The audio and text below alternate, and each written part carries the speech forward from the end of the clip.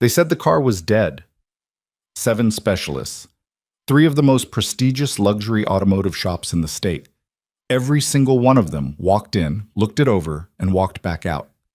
6 months minimum. That was the most optimistic estimate anyone offered, and even that came with no guarantees. But then one man, no fancy degree, no cutting-edge equipment, no team behind him, just a beat-up garage on the edge of a small city and 2 hands that had never stopped working, finished it in less than a day. This is the story of Lucas Bennett, single father, small-town mechanic, and the man who just did what every expert said was impossible. If you've ever been underestimated, overlooked, or told that you weren't enough, this story is for you. Stay until the end. Hit that like button and drop your city in the comments below. I want to see exactly how far this story travels. The alarm went off at 5:14 in the morning, same as it always did.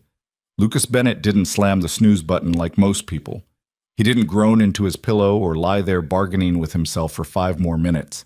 He just opened his eyes, stared at the water stain on the ceiling above his bed, the one shaped vaguely like the state of Florida that he'd been meaning to fix for 2 years. And he sat up. That was it.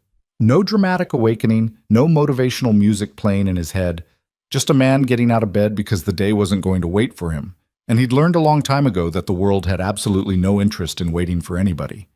He was 32 years old, and most mornings he felt older.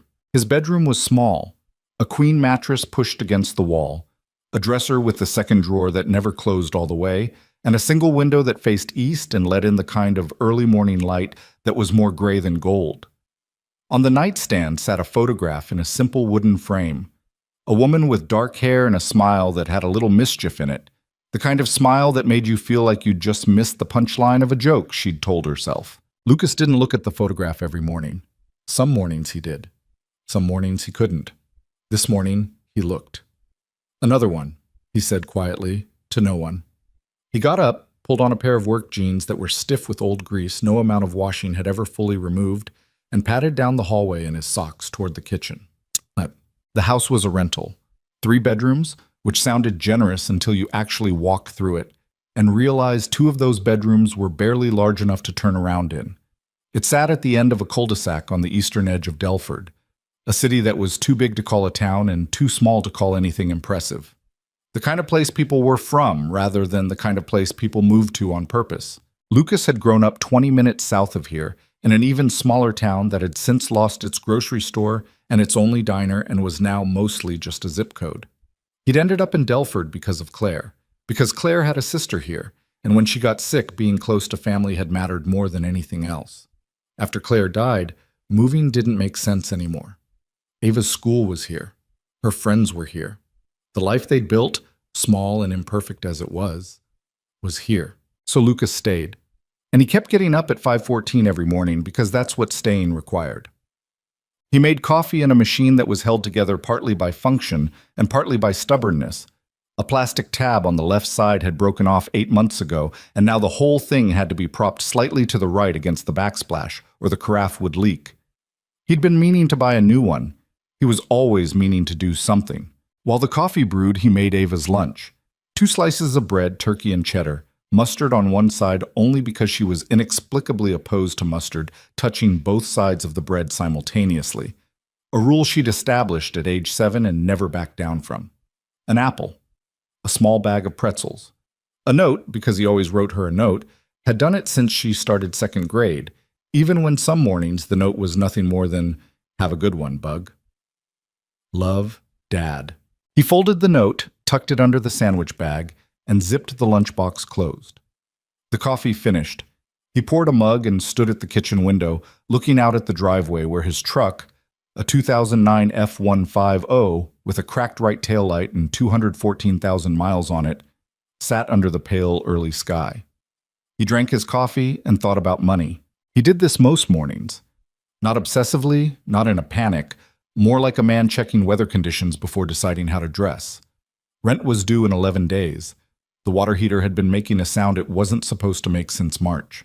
Ava needed new cleats for soccer. She'd mentioned it twice and then stopped mentioning it, which was somehow worse than if she'd kept asking. His shop, Bennett Auto Repair, a name that had always sounded slightly more official than the reality deserved, had brought in decent work the past 2 weeks, but decent wasn't the same as comfortable. And comfortable wasn't something Lucas had experienced in a while. He finished the coffee, rinsed the mug, put it on the drying rack. He went and knocked gently on Ava's door. "Tw. Hey, Bug, 20 minutes. A muffled sound from inside that was technically a response. "That means get up," he clarified. "I'm up," said a voice that was clearly horizontal. "Ava?" A pause, then the distinct sound of blankets being thrown off with great theatrical resentment. "Fine." Lucas smiled to himself. The private kind. The kind he didn't let her see because she was 11, and at 11, your parents smiling at your grumpiness felt like a personal insult.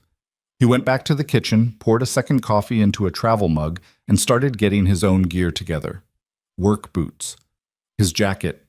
Canvas, olive green, with a tear along the left pocket seam that he'd sewn up himself with thread that was close to but not exactly the right color.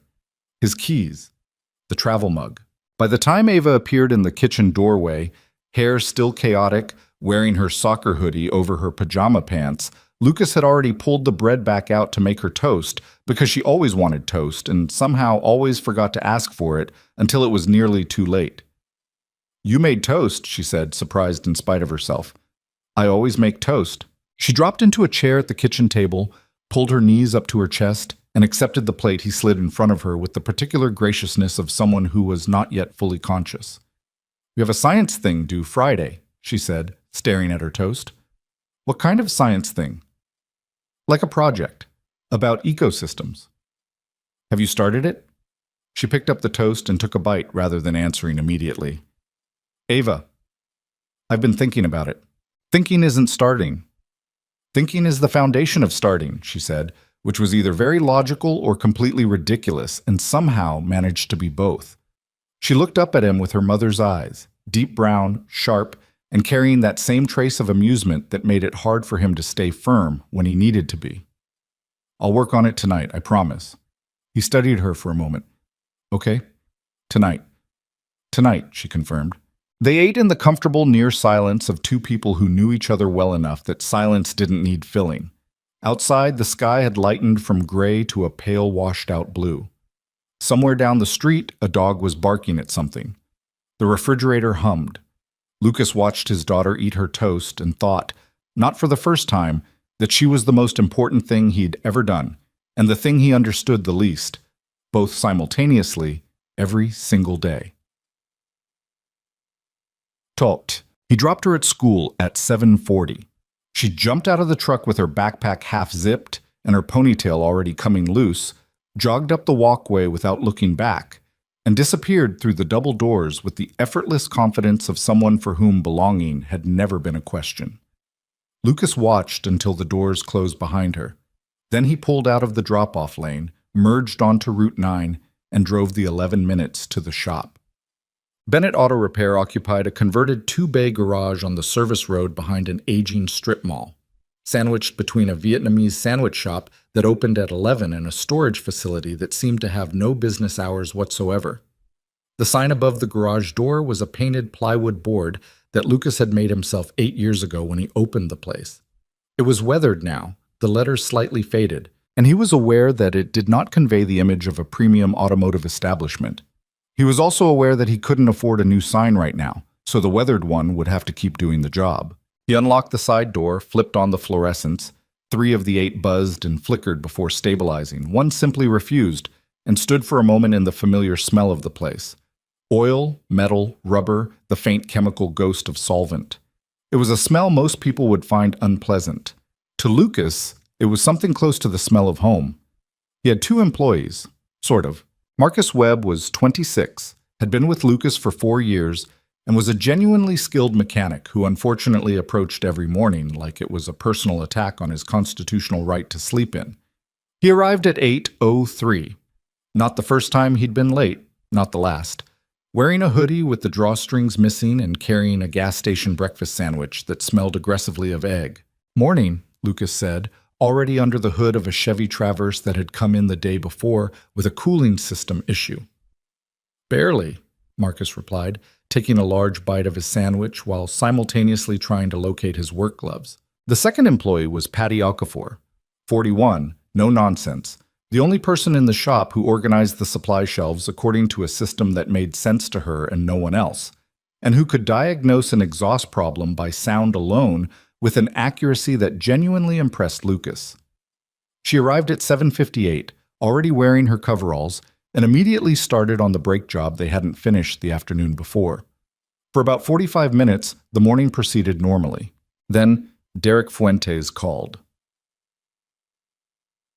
Derek owned the only McLaren dealership within 200 miles, a glass and steel showroom on the north side of Delford that catered to a clientele for whom the phrase price point was more philosophical than practical.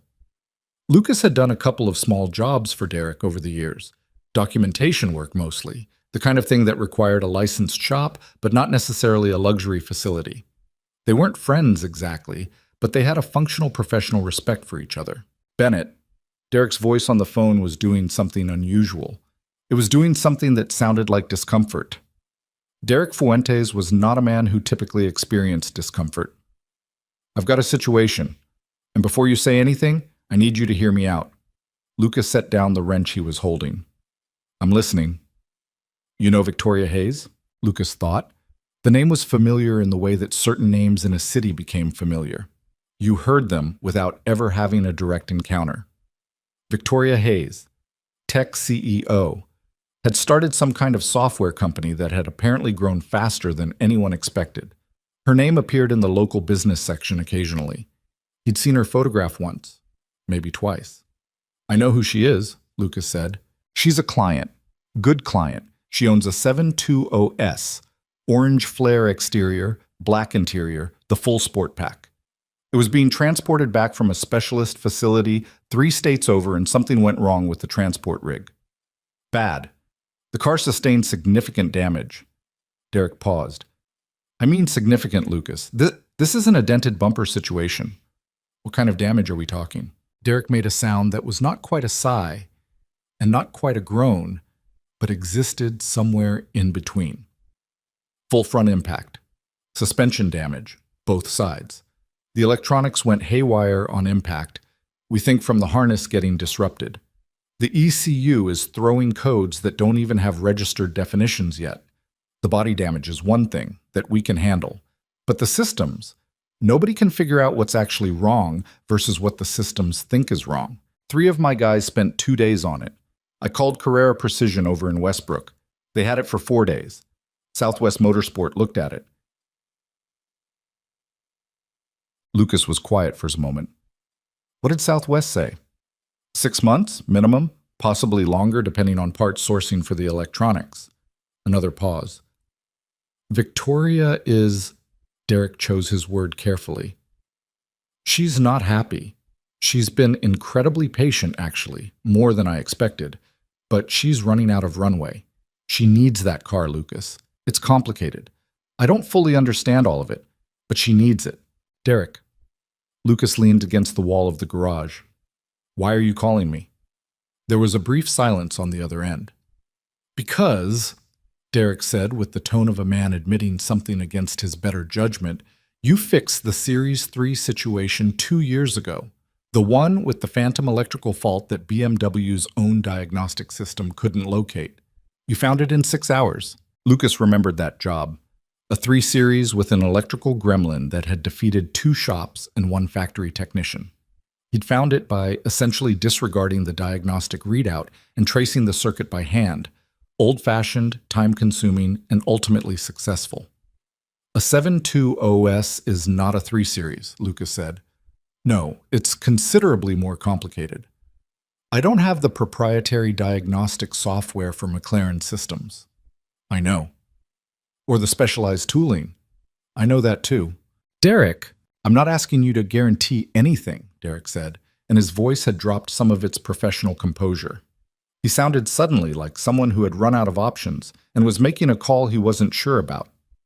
I'm asking you to look at it. That's all. Just look at it. If you look at it and tell me it's beyond what you can do, I'll believe you and we'll figure out another path. But I need someone who actually thinks about cars instead of just running protocol on them. And right now that person is you. Lucas stared at the oil-stained concrete floor of his garage. He thought about the traverse with the cooling system issue. He thought about the brake job Patty was working on. He thought about the water heater making sounds it shouldn't make, and Ava's cleats, and rent in 11 days. He thought about what Derek had just described, the kind of job that had defeated multiple specialists and was currently sitting somewhere waiting for someone to solve it. He thought about the photograph on his nightstand. "Have it brought over," he said. The McLaren arrived at 11:20 on a flatbed. Lucas had seen damaged luxury cars before. He'd seen accident damage that made him wince. But when the truck pulled into the service road and the car came off the ramp, even Marcus, who treated most things with studied indifference, stopped what he was doing and stared. The orange flare paint was a color that probably had a beautiful name in the McLaren catalog, something like Papaya Spark or Solar Velocity. And in its undamaged state, Lucas imagined it had been genuinely stunning, the kind of color that didn't ask for your attention so much as it simply took it. Now, the front end had been folded and reconstructed by impact in a way that looked almost architectural in its devastation. The hood was buckled. The front splitter, a carbon fiber component that cost more than Lucas's truck, was shattered in 3 distinct pieces that had been gathered and placed inside the cabin like a memorial. The left front wheel sat at an angle that no wheel was supposed to sit at. The right front suspension had partially collapsed, and that was just what he could see from the outside. The flatbed driver handed him the clipboard for signature. "Bunch of guys already looked at this thing," the driver offered, with the cheerful helpfulness of someone who wasn't responsible for fixing it. "Heard it's basically totaled." "Thanks," Lucas said, and signed.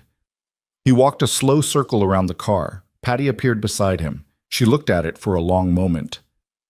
"That's not great," she said. "No." "The suspension on the left. I see it. And whatever happened to the electrical, the way Derek described it? I heard." She was quiet for a moment, then, "You sure about this?" Lucas crouched down beside the left front wheel well and looked at the suspension geometry, or what remained of it. He tilted his head slightly, the way he always did when he was reading a mechanical situation rather than just looking at it. His eyes moved slowly, tracking, measuring distances and angles in a way that had no formal training behind it, just years of looking at things until looking became understanding. "Not even a little," he said honestly. Patty nodded as if that was actually a reasonable answer. "Okay, what do you need?" "Diagnostic interface, my laptop, and the McLaren technical schematics. See if Derek can email the service documentation package." "Already texted him?" she said, pulling out her phone.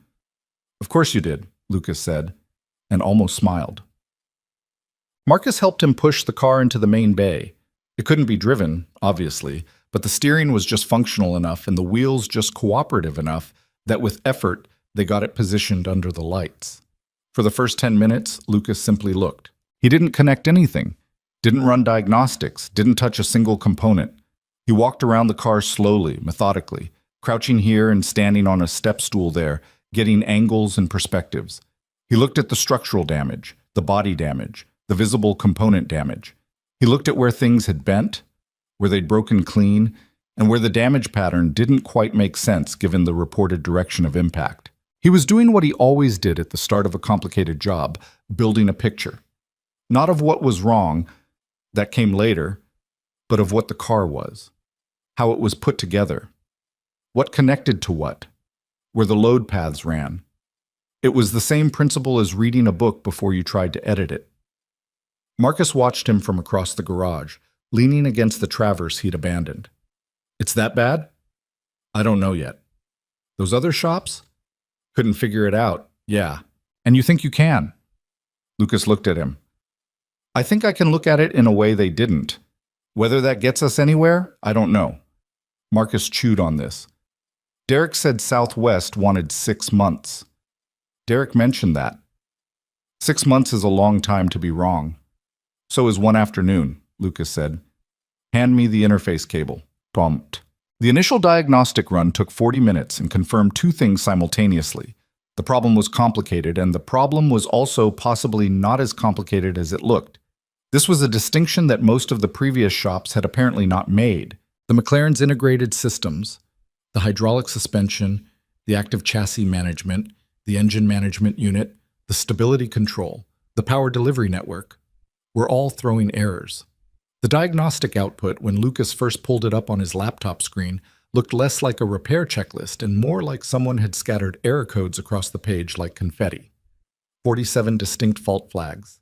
8 systems in various states of reported failure. Warning indicators that reference subsystems he'd never personally worked with. Marcus looked at the screen over his shoulder and made a low sound. Man. Yeah. That's a lot. It looks like a lot, Lucas agreed. He was scrolling through the codes carefully, not in a hurry, reading each one the way you'd read a dense paragraph. Not just for the individual words, but for what they added up to. Something was bothering him. He scrolled back up to the top, scrolled down again, slower this time. What? Patty asked, noticing his expression. These codes, he said. Look at the timestamps on them. She leaned in, looked, then looked again. They're all generated within a 2-second window, Lucas said. Every single one. 47 different system failures, all reported simultaneously. Patty straightened. She understood immediately where he was going. That's not how 47 systems fail. No, Lucas said. It's not. If these were 47 independent failures, you'd see a cascade. Some happening before others, some triggering others. There'd be a sequence. He pointed at the screen. This has no sequence. Everything fails at the same exact moment. Marcus frowned. So what does that mean? It means, Lucas said slowly, still staring at the screen, that most of these probably aren't real failures. They're reported failures. Something happened, something specific, and the system lost the ability to verify its own components correctly. So it did the safe thing and flagged everything as failed. Like a circuit breaker, Patty said. Like every circuit breaker in the house tripping at once because one wire shorted, Lucas said. The lights go out in every room, but the problem is just in one place. Marcus looked from Lucas to the screen to the car. So all those shops were trying to fix 47 things, when there's probably closer to 1, Lucas said. Maybe 2. He closed the diagnostic readout and reached for his work gloves. All right, he said. Let's find the wire. The next several hours were the kind of work that doesn't look impressive from the outside. No dramatic moments, no sudden revelations, just a man systematically working through a very complicated machine, section by section, following logic and evidence rather than assumption. Lucas started with the suspension, not because he thought it was the source of the electrical problem, but because the physical damage needed to be assessed independently of the systems issue, and because working with his hands on something concrete helped him think. He cataloged the suspension damage carefully, measuring and documenting. The left control arm was genuinely bent. That would need replacement. The left hub bearing was compromised. But the subframe itself, which he'd been prepared to find twisted, was actually intact. A careful examination of the mounting points confirmed that the frame hadn't flexed the way everyone had assumed, which meant the structural damage, while real, was more contained than reported. Patty confirmed it from the other side, crawling under the car with a flashlight and a measuring tape. Left side is bad but workable, she called out. Right side. The geometry is off, but the components look salvageable. Whoever wrote up the initial damage report didn't get under here properly. Southwest never got under it at all, Lucas said. They were too focused on the electrical. Their loss, Patty said, sliding back out. Marcus, to his credit, had stopped making skeptical comments and started actually working. He began stripping the damaged body panels, not because the panels were the priority, but because getting them out of the way would give Lucas access to the wiring harness sections he needed to reach. He worked steadily, if not always quietly. Can I ask you something? Marcus said somewhere around the second hour. You're going to either way, Lucas said. Fair. Marcus pulled a bolt that resisted him, then gave in. How do you know the problem isn't actually in the ECU, like the computer itself got damaged? I don't know, Lucas said, but the ECU was in a protected cavity, and there's no physical damage to the unit itself. If the computer was damaged, you'd typically see different code patterns, corrupted data, looping errors. What we're seeing instead is clean error flags. The system is working. It just thinks everything connected to it has failed. So the system is healthy, but it can't see the car. That's one way to put it, Lucas said, which means the problem is in the conversation between the system and the car, not the system itself. Marcus considered this. So it's like a translation problem. Lucas stopped what he was doing for just a moment. He looked at Marcus. Yeah, he said. Actually, yeah. That's exactly what it is. Joyce said. Around 2 in the afternoon, Derek Fuentes showed up in person. He stood in the garage doorway in slacks and a collared shirt that had no business being anywhere near an auto shop. And he looked at the McLaren, partially disassembled now, panels removed, Lucas buried to the elbow in the driver's side wiring harness, with the expression of a man who had complicated feelings about complicated situations. How's it going? He asked, which was either a straightforward question or a loaded one. Going, Lucas said, without looking up. Derek walked closer. He looked at the suspension work Patty had done, the left control arm laid out on the workbench, a new one sourced and already on the way from a supplier 3 states over. He looked at the organized chaos of the disassembly. He looked at Lucas's laptop screen, which had the wiring schematic open and was covered in digital annotations. You've made progress, Derek said, sounding slightly surprised. Some, Lucas allowed. The bodywork, secondary issue. We'll get to it. Derek was quiet for a moment. Victoria's going to call me this afternoon. She calls every day at 4. I've been telling her we're working on it, but I'm going to need something more specific. Lucas finally looked up at him. His face had the focused, slightly remote expression it got when he was deep in a problem. Not unfriendly, but not fully present in the social sense either. Tell her we've identified that the electrical fault is likely a single communication failure rather than multiple independent failures, and that we're in the process of locating it. Derek processed this. Is that accurate? It's what I believe, yes.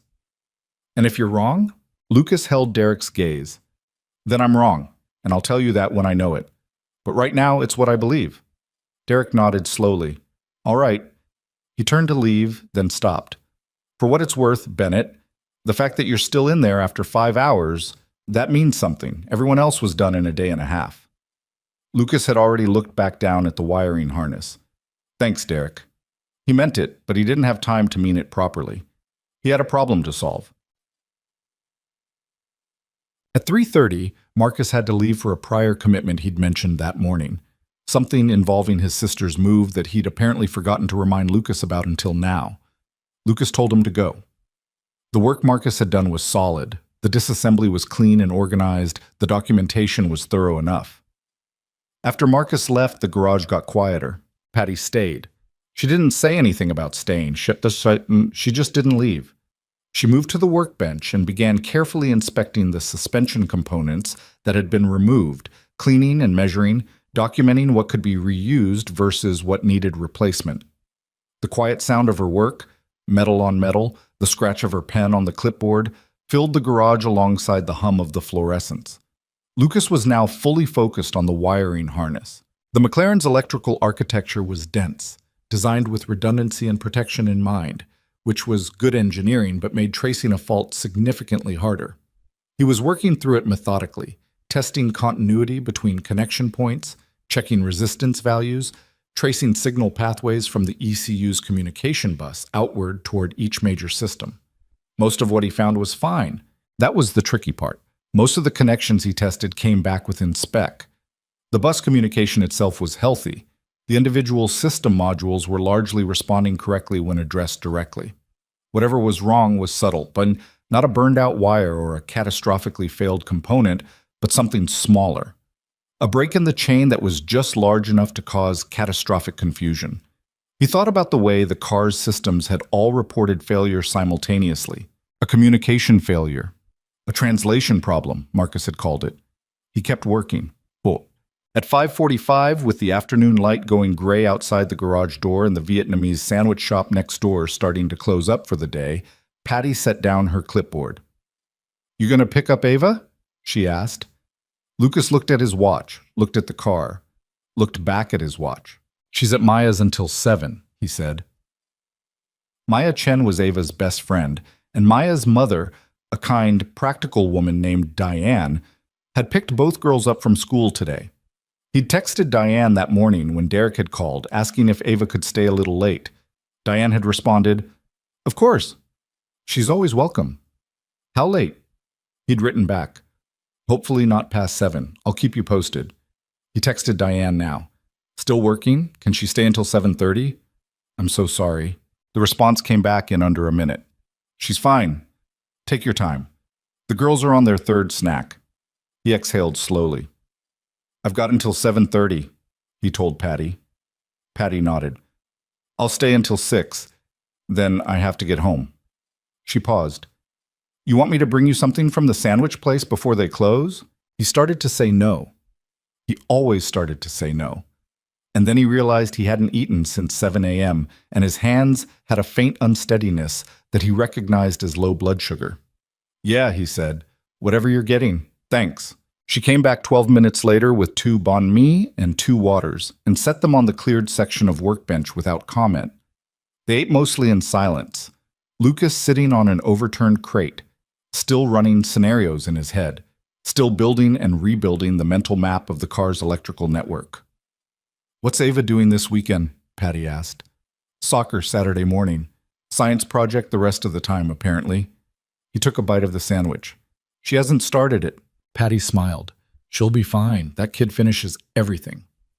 She finishes everything at the last possible minute while insisting she's not stressed about it. Sounds like someone else I know. Lucas looked at her. She looked back at him with the particular expression of someone who has made an accurate observation and is comfortable with the accuracy of it. He went back to eating his sandwich. I don't do things at the last minute. You called Derek back in 30 seconds and took on a job that 3 luxury shops gave up on. That's not the last minute. It's somebody's last minute, Patty said. Just not yours. At 6:02, she left. The garage was quiet then. Just Lucas, the car, the fluorescent lights, and the particular focused silence of a problem that hadn't been solved yet. He went back to work. He had moved from the main harness to the connector junctions, the places where separate harness sections met and communication between systems was most likely to degrade. There were dozens of these throughout the vehicle. He was working from the ECU outward, checking each junction systematically, not skipping any because of impatience and not rushing because of pride. At 6:44, his phone buzzed. He picked it up without looking away from the connector he was inspecting. Yeah, Dad? Ava's voice, a little cautious, reading the situation through the phone the way she always could. Diane says dinner is almost ready and I can stay if you need more time. You can stay, he said. I'm still working. Is it the car that came in today? Marcus texted me. She paused. He said it looked crazy. Marcus had texted his 11-year-old daughter about work. He'd have to address that at some point. Yeah, it's the car. Is it bad? It's complicated. Can you fix it? He was looking at a connector junction in the left section of the sub-harness, section L7, according to the schematic, a junction that connected the primary communication bus to the suspension control module on the left side. It was in a location that had been close to the impact zone, not directly impacted, but close enough that the force could have transmitted. He hadn't tested this one yet. He'd been working toward it systematically for the better part of the afternoon. He reached for his multimeter. I don't know yet, he told Ava honestly. I'll know more soon. Have dinner with the Chens. I'll pick you up at 7:30. Okay. A small pause. Dad? Yeah. Nothing is impossible once someone decides to start. Her voice was matter-of-fact, like she was simply stating a known truth. You said that. He remembered saying it. He'd said it to her about 2 months ago, when she'd been stuck on a math unit that had defeated her for a week, and she'd come to him frustrated and ready to give up. He'd said it without thinking about it too hard, not as a speech, just as the thing he believed and had always believed, which was that the starting was the hardest part, and everything after that was just the work. He hadn't expected her to keep it. I know I said that, he told her. Okay. See you at 7:30. She hung up. Lucas held the phone for a moment, looking at nothing. Then he put it down, picked up the multimeter, and tested the junction at section L7. The reading was wrong, not catastrophically wrong, not zero resistance or an open circuit, just wrong in the way that made him stop and look at it again. The resistance value was slightly elevated, just barely outside spec. In isolation, on a healthy car, it might not have meant anything. Connectors aged, contacts developed slight impedance, values drifted. Normal.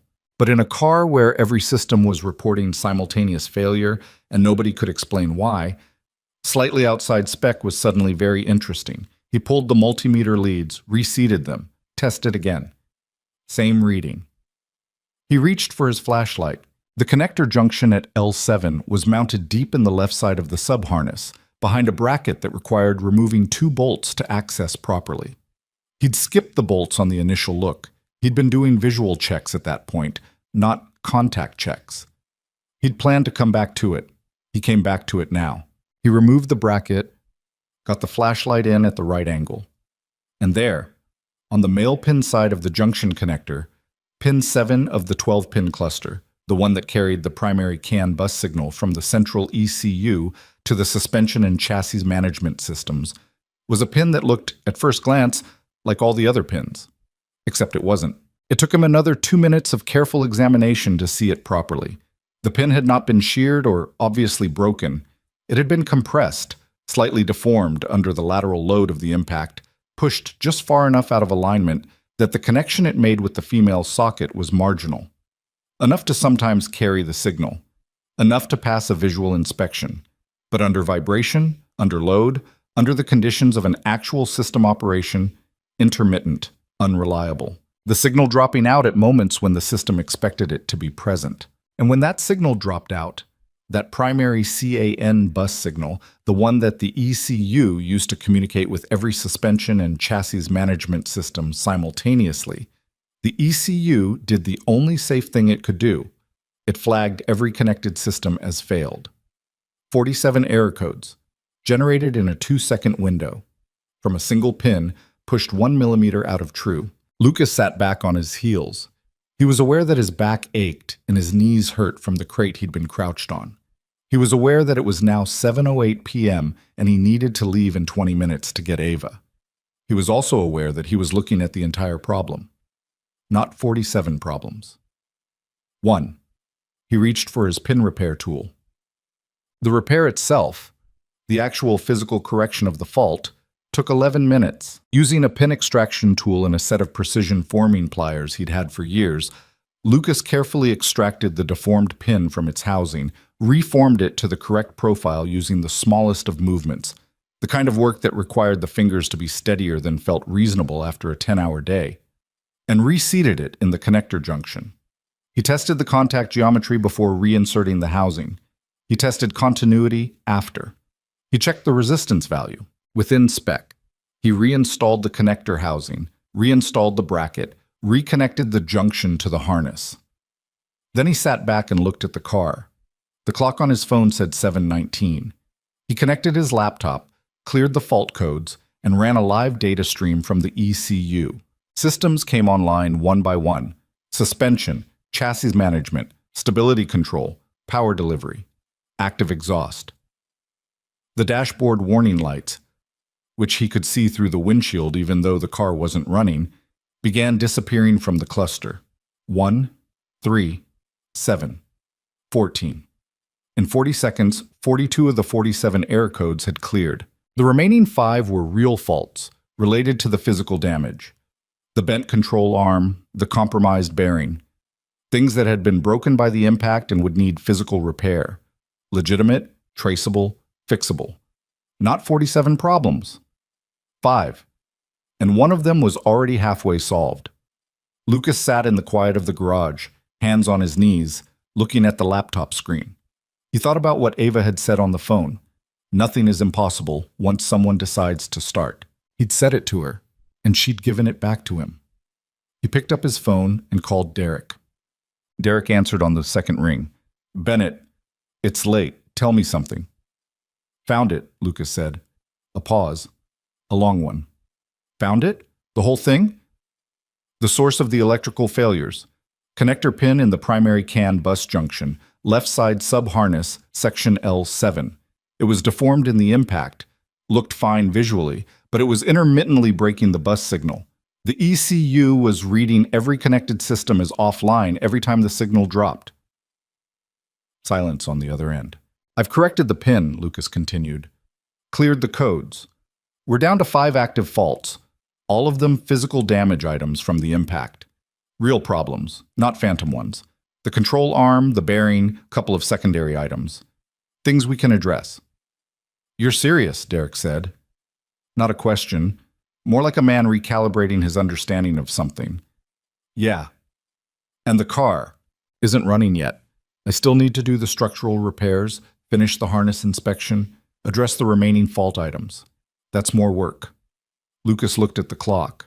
But the thing that defeated everyone else, the thing that was making it look impossible, that's done. Another silence.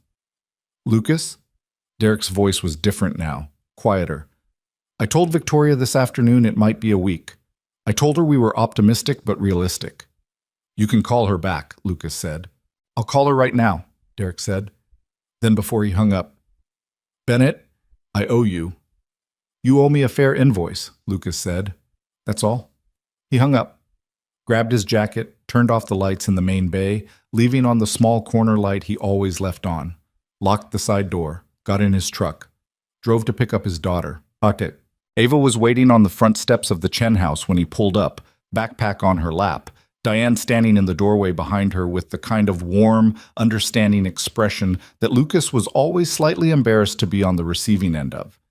Ava jumped up when she saw the truck, said something to Diane, probably a thank you, she was good about that, and came down the walkway. She climbed in, looked at him, looked at his hands on the steering wheel, still carrying the ghost of grease despite how thoroughly he'd scrubbed them at the shop sink. You fixed it, she said. He pulled away from the curb. We'll see. You fixed it, she repeated with the certainty of someone who has made up their mind. He glanced at her sideways. The big part. Still more work to do. But the impossible part. He thought about the pin. 1 millimeter out of alignment, half a day of work. The moment the warning lights began disappearing from the cluster. Yeah, he said. The impossible part. Ava nodded once, satisfied, and looked out the passenger window at the passing streets. The city at night, the gas stations and apartment complexes and lit windows of houses where people were finishing their dinners and watching TV and putting their kids to bed. Good, she said simply. They drove home. The house was quiet when they got home.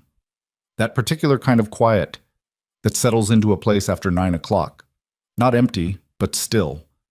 The refrigerator hum. The soft tick of the baseboard heater. The sound of Ava's sneakers on the kitchen floor as she dropped her backpack on the chair she always dropped it on, which was not the chair Lucas had designated for backpacks, a distinction she had decided somewhere around age 9 was not worth observing. Science project, he said, not looking up from where he was pulling off his boots. Tomorrow? She said. Tonight. A pause, the sound of the refrigerator opening. It's 9 o'clock, Dad. You've got until 10. Another pause, longer this time. Then, fine, but I need the good scissors. Junk drawer, he said, where they always are. She disappeared into the kitchen. He heard the junk drawer open. It stuck, required a specific lifting and pulling motion that both of them knew instinctively. And then the sound of shuffling while she located the scissors among the batteries and twist ties and expired coupons and small mysteries that accumulated in junk drawers everywhere. Lucas sat on the bench by the door and looked at his hands.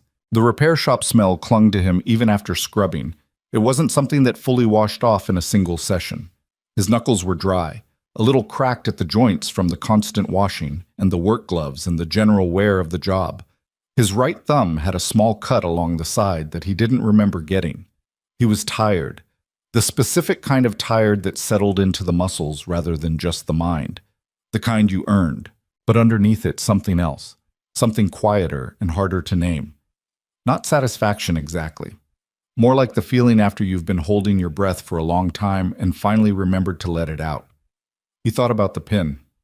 Section L7, 1 millimeter. He thought about what Derek had said. I told Victoria it might be a week, and what he'd said back. You can call her back. He hadn't really processed what he'd found until he was driving to get Ava. Sitting in the truck at a red light on Meridian, the city ordinary and indifferent around him, and the weight of it had come in sideways.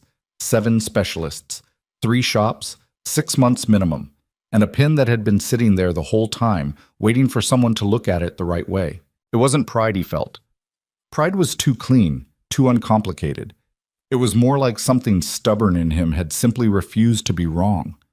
He got up, went to the kitchen, and started making himself a cup of instant coffee because the good machine took too long and he didn't have the patience for it tonight. Ava had spread her science project materials across the kitchen table. Poster board, markers, printed pages she'd apparently pulled from somewhere, the good scissors in her hand. She was looking at it all with the expression of someone surveying a battlefield and mentally calculating the odds. "What's the ecosystem?" Lucas asked, leaning against the counter while the water heated. "Coral reef." She uncapped a marker. "I have to show the food chain and how pollution affects it." "You know about coral reefs?" "I know things," she said, which was technically true and not quite an answer. "You should start with the structure," Lucas said. "What lives there? What depends on what? Build the picture before you add the problem." She looked up at him. "That's actually good advice." "I give good advice." "Sometimes," she said, and started drawing. He made his coffee, stood there for a few minutes watching her work. She drew with focused energy, the same way she played soccer, not gracefully, but with total commitment. Her handwriting was big and slightly uneven, and she'd already spelled something wrong on the poster board in permanent marker. And rather than acknowledge this, she'd incorporated it into the design in a way that was almost convincing. She was so much her mother sometimes that it was like being gently punched in the chest. He took his coffee to the living room and sat down on the couch, with the intention of reviewing the invoice notes he needed to write up. He fell asleep 11 minutes later with his phone in his hand and the Notes app open to a blank page. Ava found him there at 10:30, turned off the light he'd left on, and went to bed without waking him.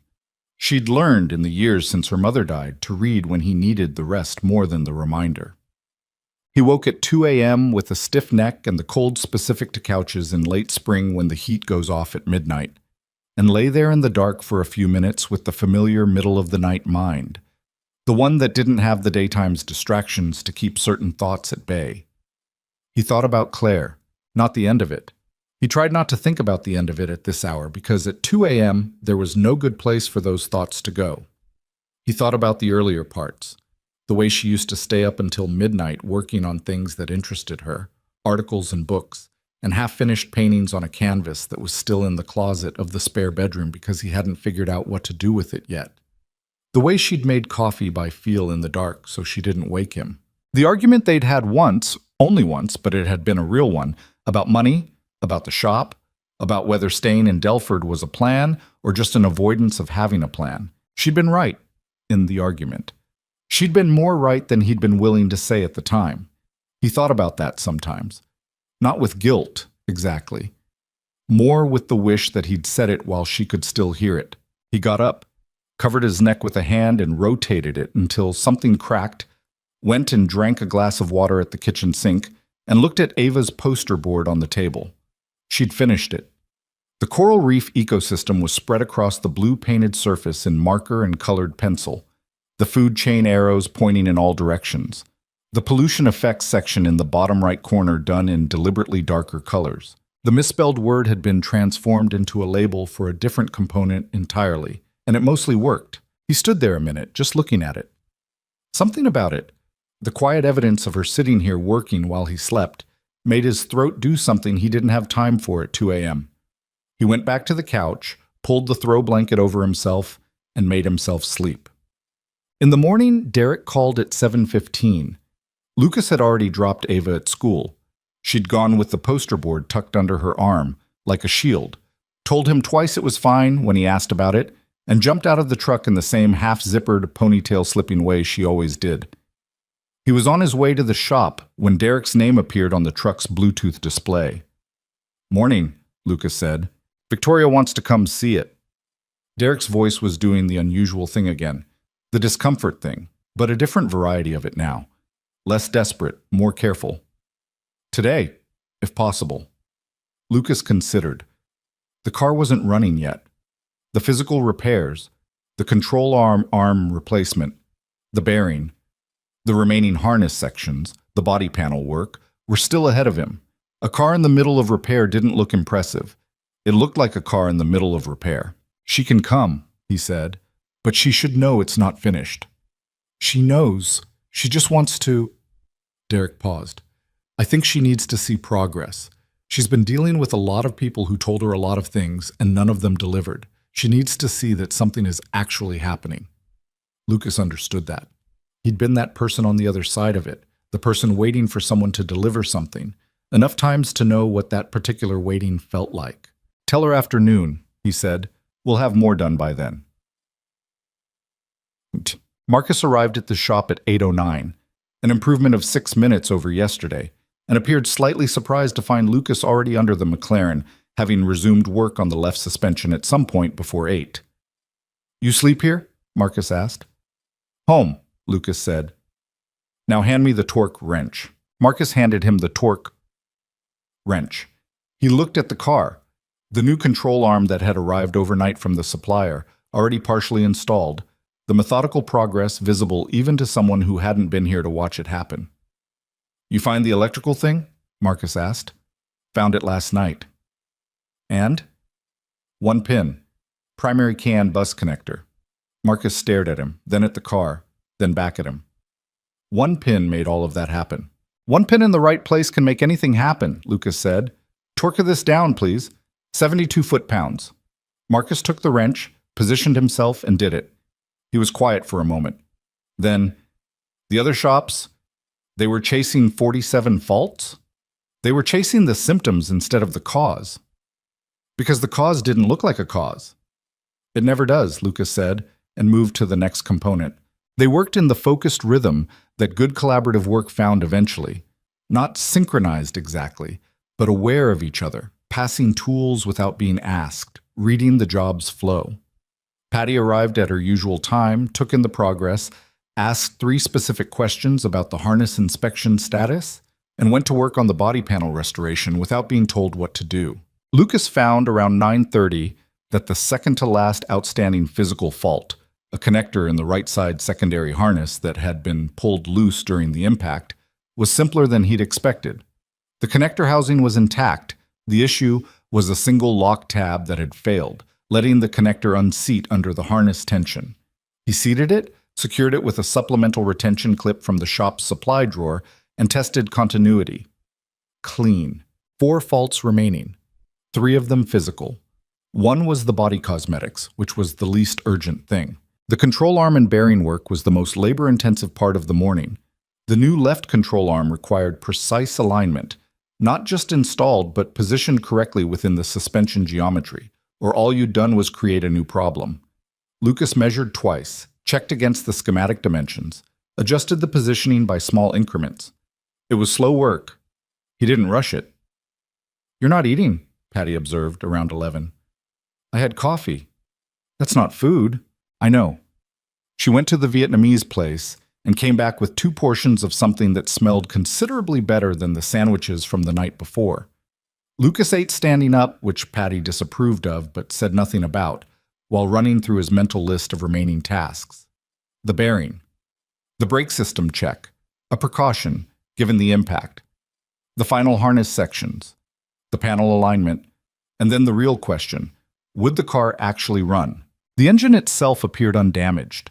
No cooling system impact, no visible component damage, no fault codes related to the powertrain. But appearing undamaged and being undamaged were 2 different things, and until the car was started and running under load, there was a margin of uncertainty he couldn't eliminate by looking at it. "What time is Hayes coming?" Patty asked. "Sometime after noon." "What do you want me to do when she gets here?" Lucas thought about it. "Just keep working." Victoria Hayes arrived at 1:17 p.m. Lucas had an image in his head of her, assembled from the photograph he'd seen once in the business section and the general impression created by Derek's description of her.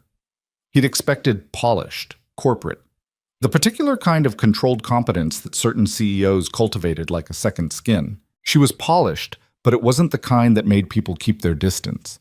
She was 30 years old and moved with the quick, deliberate energy of someone who had learned early that time was the actual scarcest resource. Not money, not attention, time.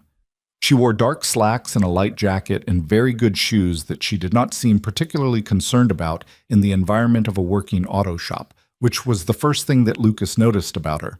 The second thing was that she looked tired. Not the performative tiredness of someone making a show of how hard they worked. Real tired, the kind that lived behind the eyes.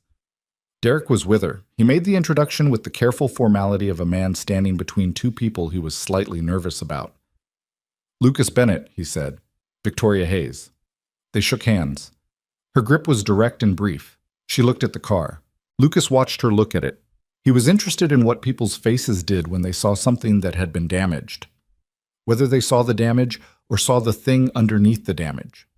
Her face was hard to read, but her eyes moved over the car the way someone's eyes moved over something they cared about. Not just as a possession, as something with meaning attached to it. "It looks different," she said finally. "Different how?" Lucas asked. She was quiet for a moment, still looking. "When I saw it after the transport, it looked like a problem without a solution. Right now it looks like a problem that someone's actually working on." She glanced at him. "That sounds stupid." "It doesn't," he said. She walked to the left side, looked at the suspension repair. "Derek told me what you found, the pin." "Yeah, one pin." "In the right location," Lucas said, which is most of what made it dangerous. It was sitting exactly where the ECU's primary communication path ran. One intermittent connection there, and the whole reporting system went down. She considered this. The other shops missed it. They had no reason to look that specifically for that kind of fault. The diagnostic output told them 47 things were wrong, so they started working on 47 things. Reasonable approach, honestly. But wrong. Wrong for this particular situation. She looked at him for a moment, not in the evaluating hierarchical way of someone assessing whether you're worth their time, more like someone trying to figure out how a specific thing worked. "How did you know to look at it differently?" Lucas thought about how to answer that. It was a question that didn't have a clean answer. Not a method he'd read in a manual, not a technique from a training course. "The timestamps on the error codes," he said. "Everything failed simultaneously. That's not how multiple independent failures happen. So either something catastrophic happened to the ECU itself, but the ECU was physically intact, or there was one failure point that the ECU was reading as everything failing. From there, it was just finding it." "Just," she said with a slight edge that wasn't quite sarcasm. "It took a while," he admitted. "It took the other shops 4 days collectively before they gave up." "I wasn't going to give up," he said. "Not defensively, just factually." She looked at him for another second. Then she looked back at the car. "Will it run?" "I believe so. We'll know more when we're ready to start it. The powertrain looks clean. The systems are coming back correctly. The physical repairs are close to done." He paused. "But I won't tell you it's guaranteed until I know it's guaranteed." "I appreciate that," she said. "Everyone else guaranteed me things they couldn't guarantee." She walked the full length of the car slowly, the way Lucas had done the previous day when he was first building his picture of it. He found he didn't feel the need to narrate what she was seeing. She was clearly someone who looked at things directly. Derek hovered near the garage door with the practiced unease of a man in dress shoes in an auto shop, making small talk with Marcus about nothing in particular. Patty continued working on the body panel alignment with focused indifference to the visitors, which was very much her style. Victoria stopped in the rear of the car and looked at the exhaust system. Undamaged, clean, carbon ceramic tips that had somehow come through the incident without a scratch. "This was my first real purchase after the company's Series A," she said. Not really to Lucas. More thinking out loud. "I know that sounds..." She stopped. "It probably sounds irresponsible." "None of my business," Lucas said. "I'd been working 18-hour days for 2 years. I hadn't bought anything for myself. And then one morning I woke up and thought..." She shook her head slightly. "Anyway, it sounds irresponsible." "Sounds like something you wanted," Lucas said. She looked at him. Something in her expression shifted slightly. Not softened exactly, but opened a fraction. "Yeah," she said. "Something I wanted." She was quiet for a moment. "My father used to fix cars," she said. "Old ones. Not as a profession, as a thing he did. Saturday mornings, I'd sit in the garage and watch him. He could look at an engine for 10 minutes and then just know, like he was reading something nobody else could see." Lucas said nothing. He knew the kind of mechanic she was describing. He'd grown up watching one. That's what Derek said about you, Victoria said, that you looked at things until you understood them. Derek is generous. He said it like a fact, she said. A silence that was not particularly uncomfortable settled between them. Somewhere outside, a truck was reversing on the service road, the repetitive warning beep fading as it moved away. What do you need from me to finish it? Victoria asked, shifting back into the register of someone accustomed to making decisions. Time, Lucas said. And the panel work, the body cosmetics. I can handle the structural and mechanical repairs in shop, the cosmetic restoration, the repaint on the front sections. There's a body shop I trust. I'd want to send those panels there rather than do the work here. My facility isn't set up for that quality of finish. She nodded. Whatever it needs. I'll put together a complete scope and cost breakdown. Derek can send it to me directly, she said. Derek doesn't need to be in the middle of every conversation. She said it without any edge toward Derek, just practically. Lucas appreciated the directness of it. I can do that, he said. She reached into her jacket pocket and produced a card. Physical, paper, the kind that most people her age in her industry had stopped carrying 3 years ago. She held it out. He took it. Plain white black text. Her name, a phone number, an email. Nothing else. He found that more interesting than an elaborate design would have been. When do you think? She asked. Lucas looked at the car, thought through the remaining work, measured it honestly, without the instinct to either inflate or minimize. End of today for the mechanical completion. Engine start, system verification.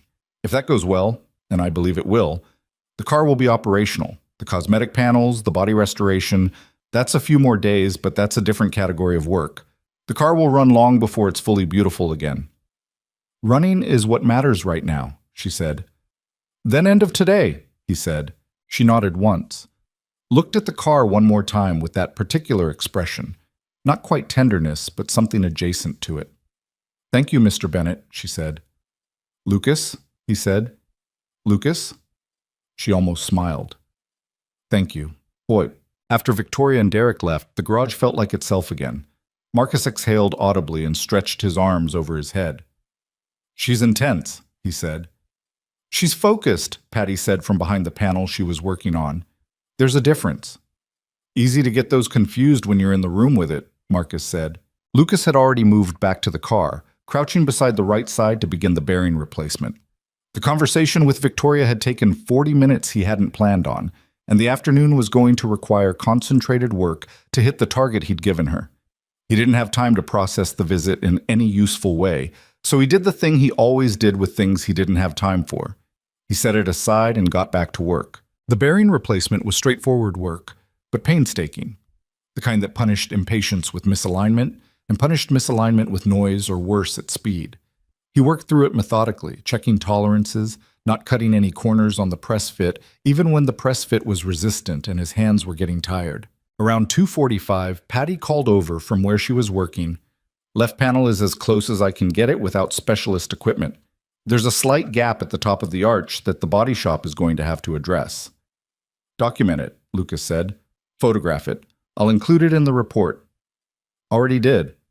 Of course she had. Marcus was doing the brake system inspection, a task Lucas had delegated to him specifically because Marcus was meticulous about brake work in a way he wasn't always meticulous about other things. He went through it quietly, checking components and fluid, running through the inspection protocol without being pushed. At 3:30, Marcus looked up from the driver's side caliper. Brakes are solid, no damage I can find, fluid's clean. Front right rotor? Clean. Impact didn't reach it. Lucas nodded. That was the last major mechanical concern off the list. He sat back for a moment and reviewed where they were. Bearing installed and torqued correctly. Control arm in proper alignment. Harness inspection complete. 2 additional minor issues found and addressed in the final sections. Nothing significant. Brake system confirmed clean. Body panels documented. What remained was the test. The actual startup. The moment the car would either come alive or tell him something he'd missed. He was aware of a low-level tension in his chest that he didn't acknowledge out loud and didn't try to manage. It was just there. The reasonable anxiety of a person who had committed to something and was about to find out whether he'd been right. "You want to run it?" Patty asked. She'd come to stand beside him, both of them looking at the car. Yeah, he said. When? He looked at the shop clock. 3:47 p.m. Give me another 40 minutes. I want to do a full pre-start check. Make sure I haven't missed anything. She nodded. I'll prep the monitoring equipment. He spent the 40 minutes doing exactly what he said. A methodical pre-start inspection, working from the engine bay outward. Coolant level. Oil level. Brake fluid. No loose connections in the engine bay. Accessory belt properly tensioned. Intake clear. He checked the wiring in the engine compartment specifically, tracing the major connections, looking for anything the initial inspection might have overlooked. He found nothing wrong. He stood up, rolled his neck, cracked his knuckles, and looked at the car one more time. All right, he said to no one in particular. He connected his laptop to the OBD port one final time. He wanted live data running when the engine started so he could monitor every system in real time as it came up. He checked that the monitoring software was live. He checked the fault code list. 5 items, all logged but cleared, no active faults currently showing. He opened the driver's door. The McLaren's interior was something he hadn't spent much time paying attention to. There hadn't been a reason to. But sitting in the driver's seat now, he noticed it in the way you notice things when the context shifts. The Alcantara steering wheel, the digital instrument cluster, dark and dormant, the gear selector, the ignition button, surrounded by a red-lit ring that was the only light in the cabin. The seat was set for a driver several inches taller than him. He didn't adjust it. He put his hand on the ignition button. The garage was very quiet. Patty stood near the workbench with the monitoring laptop open. Marcus had stopped what he was doing and was leaning against the far wall with his arms crossed, watching. They'd both seen Lucas start a difficult car before. Both knew what this moment meant. Lucas looked at the dashboard.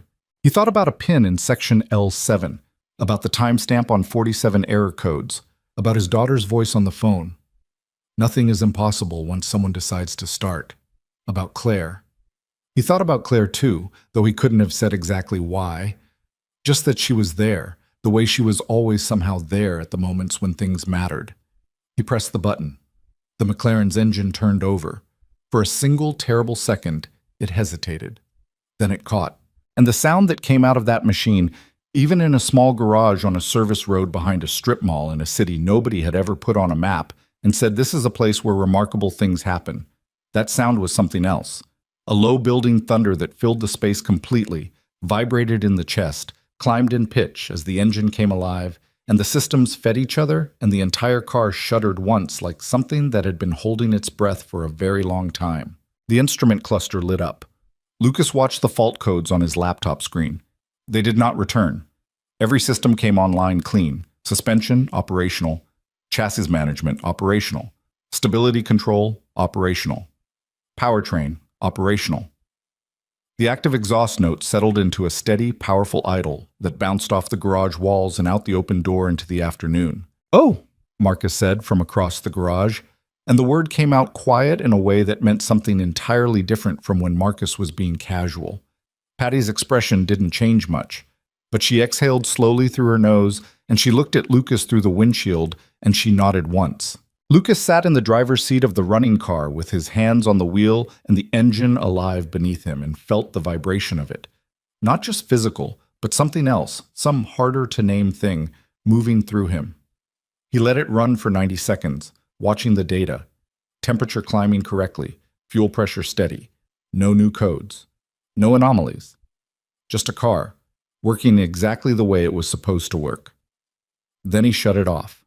The garage went quiet again. The silence after that engine felt enormous.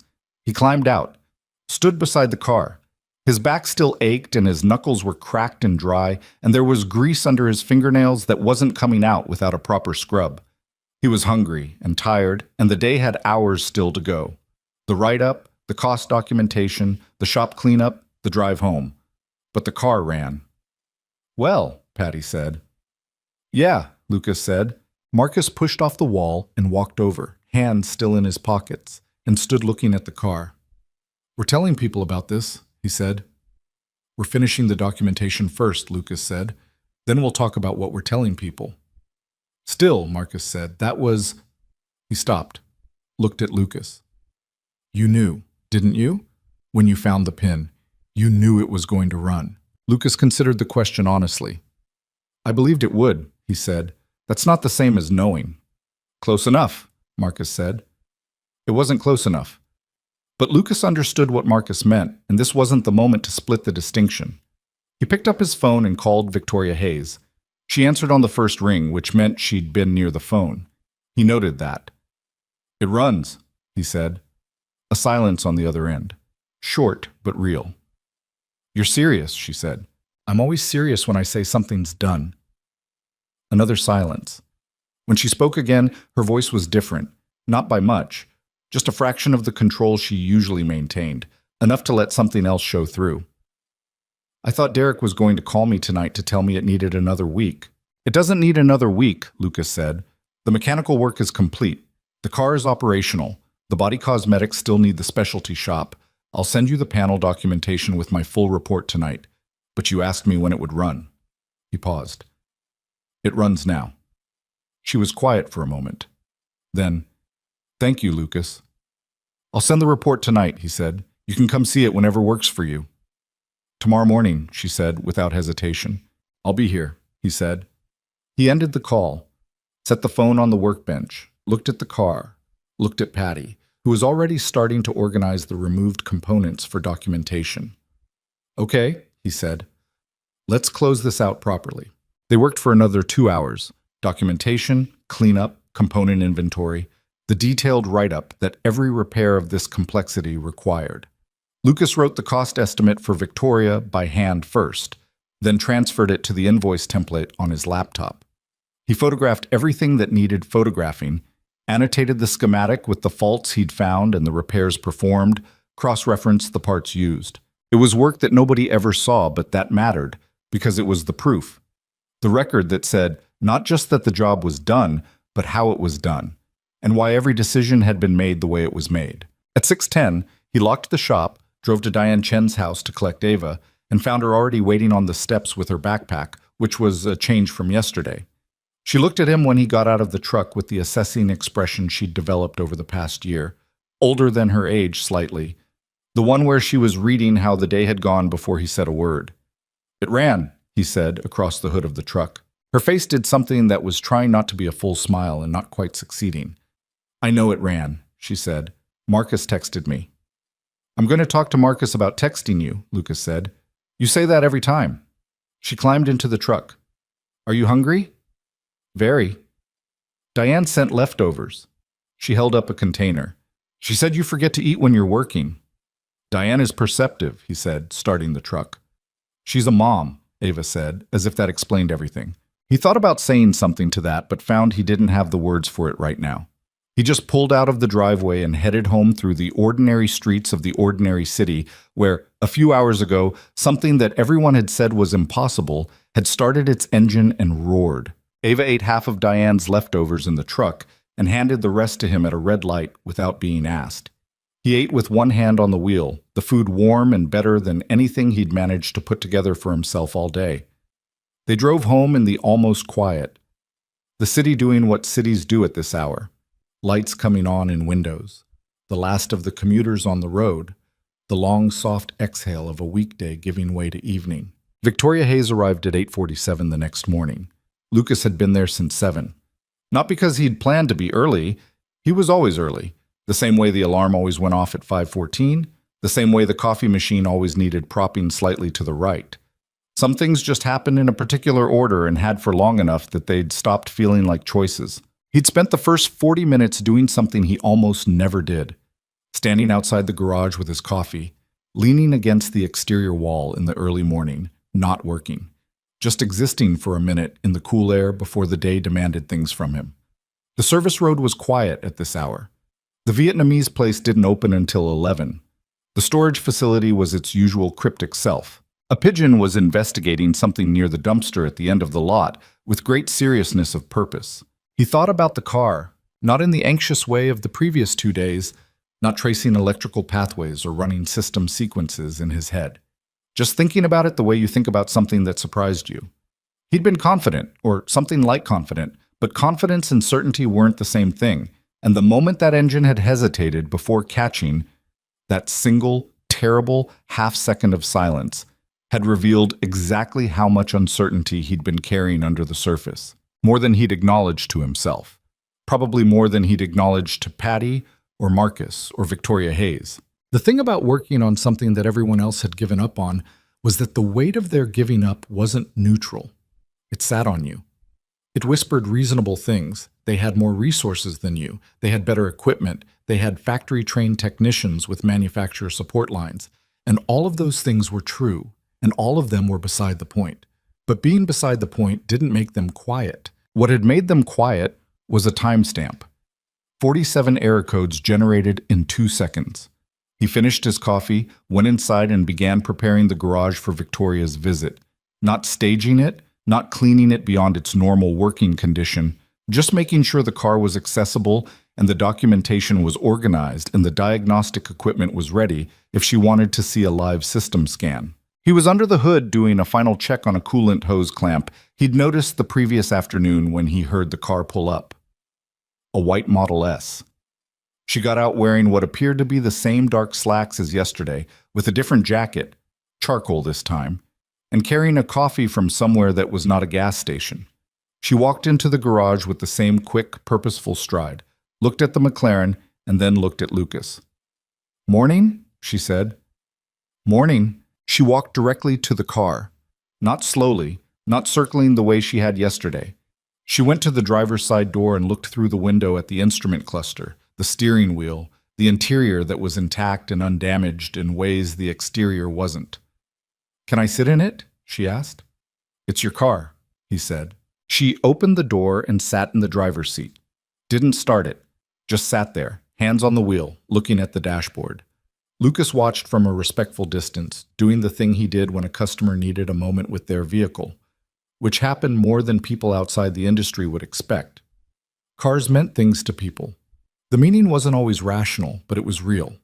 After maybe 30 seconds, she said, "Start it again. I want to hear it from in here." He came around to the passenger side, leaned in through the open door, reached across and pressed the ignition button. The engine came alive exactly as it had the previous evening. That low building thunder, the cabin filling with controlled power, the instrument cluster lighting up clean and complete with no warnings, no fault indicators, just a car doing what it was made to do. Victoria sat with her hands on the wheel and the engine running, and she didn't say anything for a while. Lucas straightened up and stood outside the passenger door, looking at the garage wall, giving her the privacy of the moment without physically leaving. She let it run for nearly 2 minutes. Then she reached over and shut it off, sat for another few seconds in the silence. She got out of the car. Her expression had done something since she'd sat down, something small but visible, the way certain tight things relax when the reason for their tightness resolves. She looked at Lucas. "Okay," she said. "Okay." She said it twice, like she was confirming something to herself. "The report is on the workbench," Lucas said. "Everything documented, of faults found, repairs performed, components replaced. What's pending on the cosmetic side?" She walked to the workbench. He'd printed the report and clipped it with the photographs he'd taken throughout the process. 12 pages total, thorough enough that any other mechanic could read it and understand exactly what had happened and why. She picked it up and read it with the focused attention of someone who actually read documents rather than scanning them. He watched her flip through it slowly, pausing at the technical sections, looking at the photographs.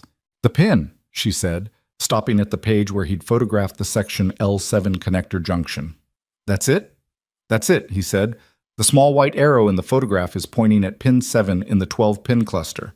The deformation was subtle enough that it passed visual inspection.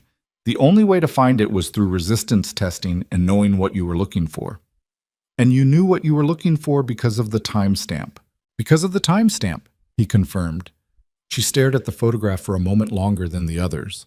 Then she flipped to the next page. She read the invoice last, which was either instinct or deliberate. He couldn't tell which. She looked at the number, looked at it again. He'd been fair. More than fair, honestly. Patty had told him so when she'd reviewed the draft the night before, with the particular directness she used when she thought he was undervaluing his own work. He'd told her the number was right, and she'd told him the number was modest, and they'd left it there. The parts costs were at cost, the labor rate was his standard rate, and he hadn't added anything for the complexity or the urgency or the fact that he'd solved something 3 other shops had failed to solve. He'd just charged for the work. "This is less than Southwest's estimate," Victoria said. "Southwest's estimate was for 6 months of work," Lucas said. "This wasn't 6 months of work. It also isn't what most shops would charge for what you actually did." "I charged for what I did," he said, "not for what it looked like from the outside." She looked at him for a moment. Then she set the report down on the workbench. "I want to double it," she said. "No," he said. She blinked. Not many people, he suspected, said no to Victoria Hayes in a tone that carried no apology with it. "The invoice is accurate," he said. "I don't charge people more than what the work is worth." "You solved something that—" "I know what I solved," he said, not unkindly, "and I've priced it correctly.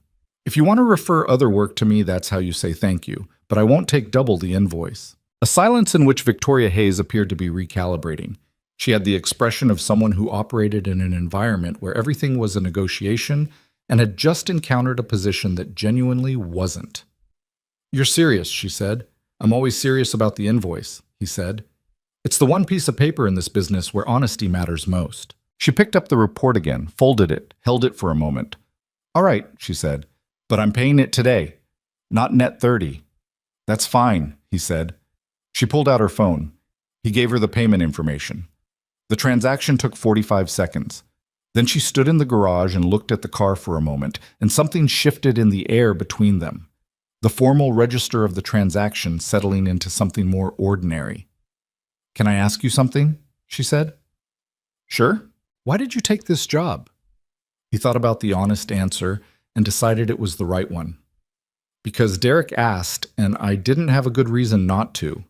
She almost smiled. "That's not the inspiring version of the story." "No," he agreed.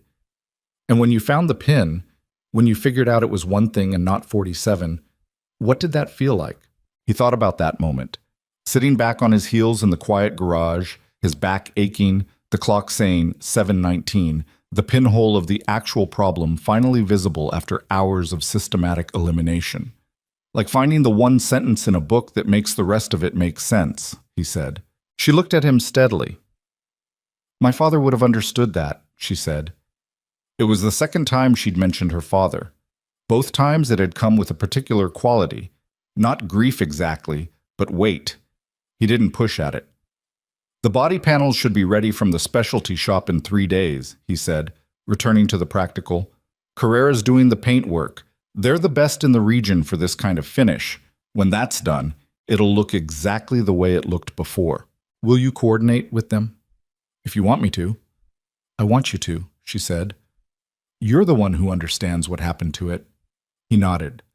"I'll call them today." She picked up her coffee, which had gone cool during the visit. She took a sip of it anyway, the way people do when they're thinking about something other than the coffee. "Bennett Auto Repair," she said, almost to herself, looking at the weathered plywood sign above the garage door. "How long have you been here?" 8 years. "Just you and 2 employees?" 2 employees, yes. "And before this?" She gestured at the McLaren. "What's the biggest job you've done?" He thought. 2019 Porsche Turbo S with a complete electrical rebuild after a flood event. Before that, an Aston Martin DB11 with a failed hydraulic system. The previous shop's repair had made it worse before it came to me. "So, high-end cars?" "Occasionally. Most of the work is regular vehicles. The high-end ones come through sometimes." She nodded slowly. She had an expression he recognized from certain clients. The one where they were calculating something beyond the immediate transaction, assembling a larger picture that they hadn't shared yet. He had been in enough business situations, even in the context of an auto shop, to know what that expression usually preceded. He waited. "I'm going to put your name out," she said, "to people I know, other people who have cars like this and need work they can trust." She said it straightforwardly, without the inflated language of a grand gesture, just a statement of intention. "That's not a negotiation. You can decide what you do with the referrals." "I appreciate it," he said. "It's not charity," she said, with a slight edge. "You earned it." "I know," he said. "I appreciate it the same." She held his gaze for a moment, then she nodded. "I'll be in touch about the panels." She picked up her keys from where she'd set them on the workbench. "You'll call me when it's ready?" "I'll call you." She walked out. A minute later, the white Model S backed out of the service road and disappeared toward the main street. Lucas stood in the middle of his garage, looking at the orange McLaren. Then he picked up his phone and called Carrera to arrange the panel work. Tick. Patty arrived at 9 and he told her about the visit in approximately 40 words, which was roughly the appropriate number for a debrief of that kind. She listened, nodded, and started the day's actual scheduled work. A Subaru Outback with a transmission issue that had been waiting since Monday. Marcus arrived at 9:14, which Lucas noted and did not comment on, and was unusually quiet for the first hour. Around 10:30, while he was working on an oil change and Lucas was on the phone with Carrera, Marcus looked over and waited until the call ended. "Derek called me this morning," he said. Lucas looked at him. "About what?" "About this." Marcus gestured at the McLaren. He said, and I'm quoting here, that the Victoria Hayes thing is going to be a thing. What does that mean? He said she told 2 people last night, called them, at night. And those people apparently run in circles where this kind of thing... Marcus paused, searching for the right framing. He said it travels in those circles when something happens that shouldn't have happened. Lucas absorbed this. He went back to the invoice he was working on for the Subaru. "Okay," he said. "Okay." Marcus stared at him. "That's all?" "What do you want me to say, Marcus?" "I don't know. Something. Like maybe, wow, our lives might be about to change. Or at minimum, some acknowledgement that this is not a normal Tuesday.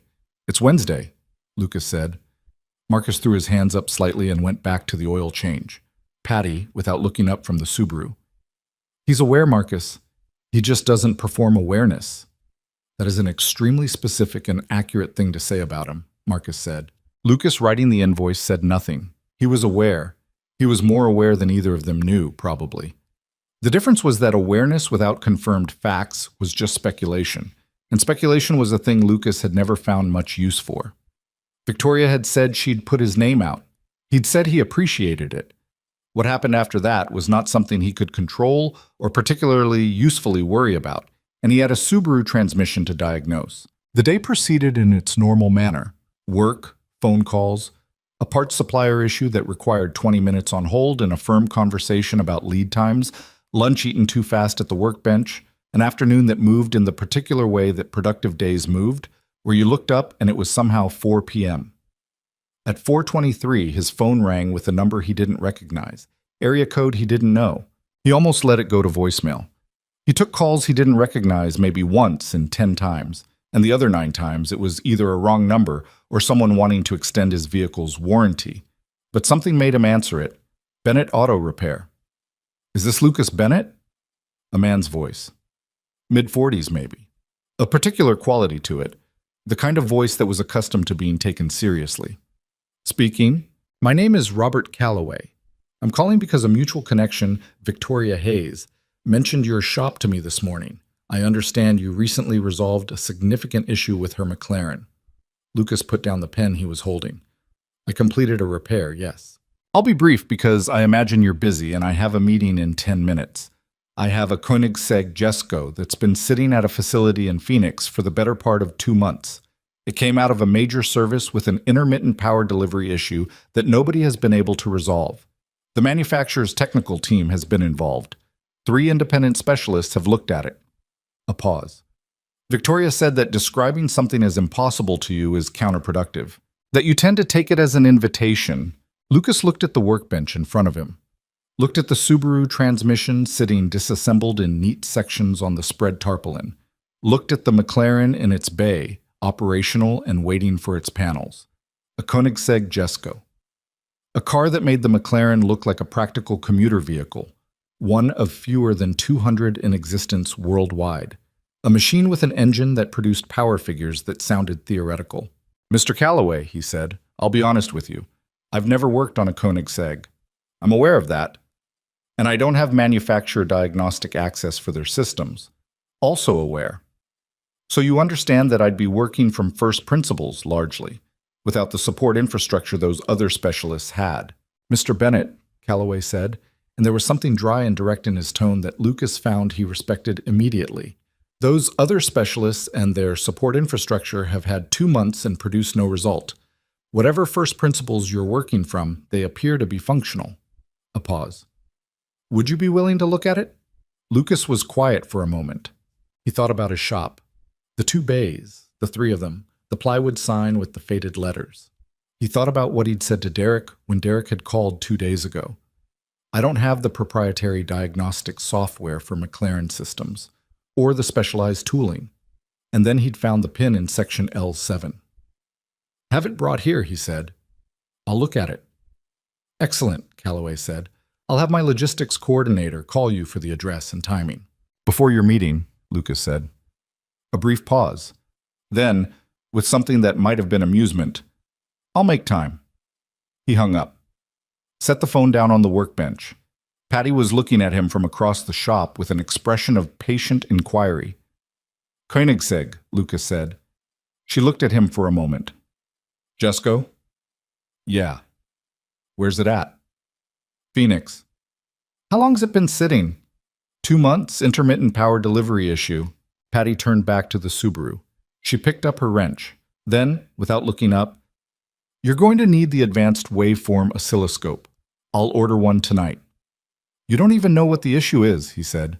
Neither do you, she said. But if 3 specialists and the manufacturer couldn't find it with standard diagnostics, you're going to need better signal analysis. Get ahead of it. He looked at her. She continued working on the Subaru with the same focus she brought to everything, as if she hadn't just demonstrated more quiet confidence in him than he'd demonstrated in himself. Okay, he said. Order it. He picked Ava up from school at the regular time. She got in the truck and immediately looked at his face with that reading the room expression. Good day or complicated day, she asked.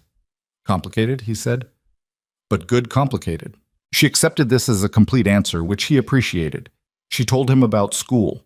There had been a situation at lunch involving someone spilling chocolate milk on someone else's backpack, the resulting conflict having apparently divided her social circle into factions, and the geopolitical landscape of 6th grade was consequently unstable. He listened with genuine attention, asked questions about the people involved, and offered no opinions because he'd learned that offering opinions about 6th grade social situations almost always made things worse in ways that became apparent approximately 72 hours later. At home, he made dinner, pasta, a sauce from a jar he supplemented with garlic and onion, and whatever produce needed using, which turned out to be half a bell pepper and some spinach that was getting philosophical about its future. Ava set the table without being asked, which happened about 60% of the time, and which he had learned to appreciate without commenting on, because commenting on it seemed to reduce the frequency. They ate. Dad, Ava said, halfway through dinner. Yeah. Maya's mom said you fixed some famous car. It's not famous, it's expensive. She said it was a McLaren. Diane Chen knows what a McLaren is? Her boyfriend does. She told him, and she said he kind of freaked out. Ava twirled pasta with the focused inefficiency of someone who hadn't yet mastered the fork against spoon technique. She said the car was broken so badly that real specialists said it couldn't be fixed. Specialists said it would take a long time, Lucas said. That's different from can't be fixed. Ava looked at him. Did you fix it? I fixed what was broken, he said. Yeah. She chewed, thought. How long did it take? Day and a half, more or less. She was quiet for a moment. Then, without drama, without fanfare, in the completely matter-of-fact tone of someone stating a simple truth, I knew you could. You didn't know anything about it, he said. I knew you could, she repeated, as if his objection was a technical point she was choosing to disregard. He looked at his daughter across the kitchen table. The overhead light was the slightly too harsh variety of rental house kitchens. It showed everything without flattering anything. And Ava sat in it with her choppy ponytail and her soccer hoodie and pasta sauce on her chin that she hadn't noticed yet, and she said the things she said with the absolute unshakable certainty of someone who had never once in her 11 years doubted that her father could do the thing in front of him. He didn't know exactly whether he'd earned that certainty or simply inherited it. Probably both. Probably it was one of those things that worked in both directions.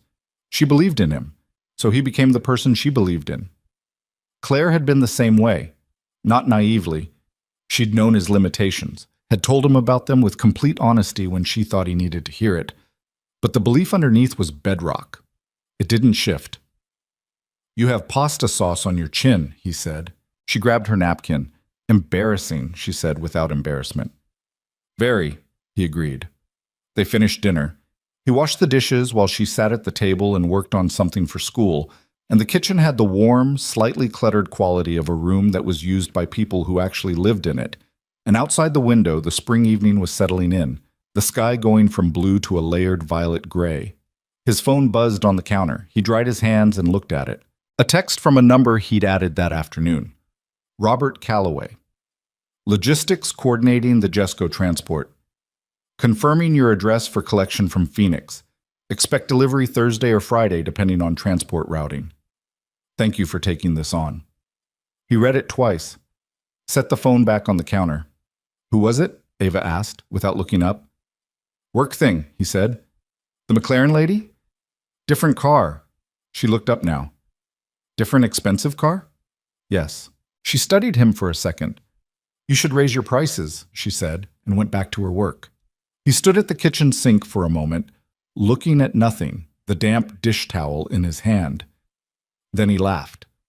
A small, real laugh that surprised him a little, the kind that came up without warning, from somewhere lower than thought. "Go do your homework," he said. "I'm doing it," she said. He went to the living room and sat down and pulled out his own laptop, the shop one, not that he had a personal one, and began doing the thing he'd been putting off all day, which was research. If a Koenigsegg Jesco was coming to his bay, he was going to know everything he could know about it before it arrived. The electrical architecture, the fuel system, the power delivery logic, the known failure modes. He would read everything public, study every schematic he could access, absorb as much as he could so that when the car arrived, he wasn't starting from zero. He worked at it for 2 hours. His back started to complain around the 90-minute mark, and he ignored it. His eyes were tired, and the laptop screen was too bright in the dim living room, and he ignored that too. At 9:45, he made Ava stop working and go to bed. She went without argument, which told him she was more tired than she was admitting. He stood in the hallway outside her door for a moment after she'd turned her light out. "Hey," he said through the door. From inside. "The impossible part of this week," he said. "The car. The people calling. Yeah? It's happening because we kept doing the work," he said. "Not because of luck or the right moment or any of that. Just because we kept doing the work even when it was hard. Okay?" A pause from inside, then, "Dad?" "Yeah. I know. You've been doing the work my whole life." He stood in the hallway. The water heater in the closet at the end of the hall made its sound. The one it had been making since March. The one he hadn't fixed yet. The streetlight outside was casting its familiar strip of orange light across the hallway floor through the window at the end. He didn't say anything else. Just went to bed. Tease. Thursday arrived the way Thursdays did. Not different from the outside, not heralding itself. Just the next day in the sequence. The alarm at 5:14, the coffee, the toast, the junk drawer. He dropped Ava at school and drove to the shop and unlocked it, and for a few minutes stood in the empty bay and thought about where they were. The McLaren. The Koenigsegg in transit. Robert Calloway's tone on the phone. Victoria's statement that she was putting his name out. The oscilloscope Patty had ordered, arriving tomorrow. None of it had changed the basic facts of his life yet. Rent was still due in 8 days. The water heater still needed attention. His truck still had 214,000 miles on it and a cracked taillight. But something had shifted. He could feel it the way you could sometimes feel a change in weather before it was visible. A pressure difference, a quality in the air. He wasn't a superstitious person. He didn't count on things that hadn't happened. He'd learned, through years of the kind of specific difficulty that being the only parent and the only income produces, that hope was useful only when it was attached to action. So he did what he did. He picked up his tools. He looked at the work in front of him. Marcus came in at 9, on time, which Lucas noted with a raised eyebrow that Marcus caught and responded to by rolling his eyes. And they spent the morning on the Subaru transmission, which was a puzzle of a different kind, less dramatic than the McLaren, but requiring the same careful attention to what was actually wrong rather than what appeared to be wrong. Around 11 a.m., Derek Fuentes called. "I need to tell you something," Derek said, and he sounded again like a man navigating a situation he hadn't fully anticipated. "Okay," Lucas said. "The automotive community in this region, the high-end side of it, the collectors, the people with the serious cars, it's a small world.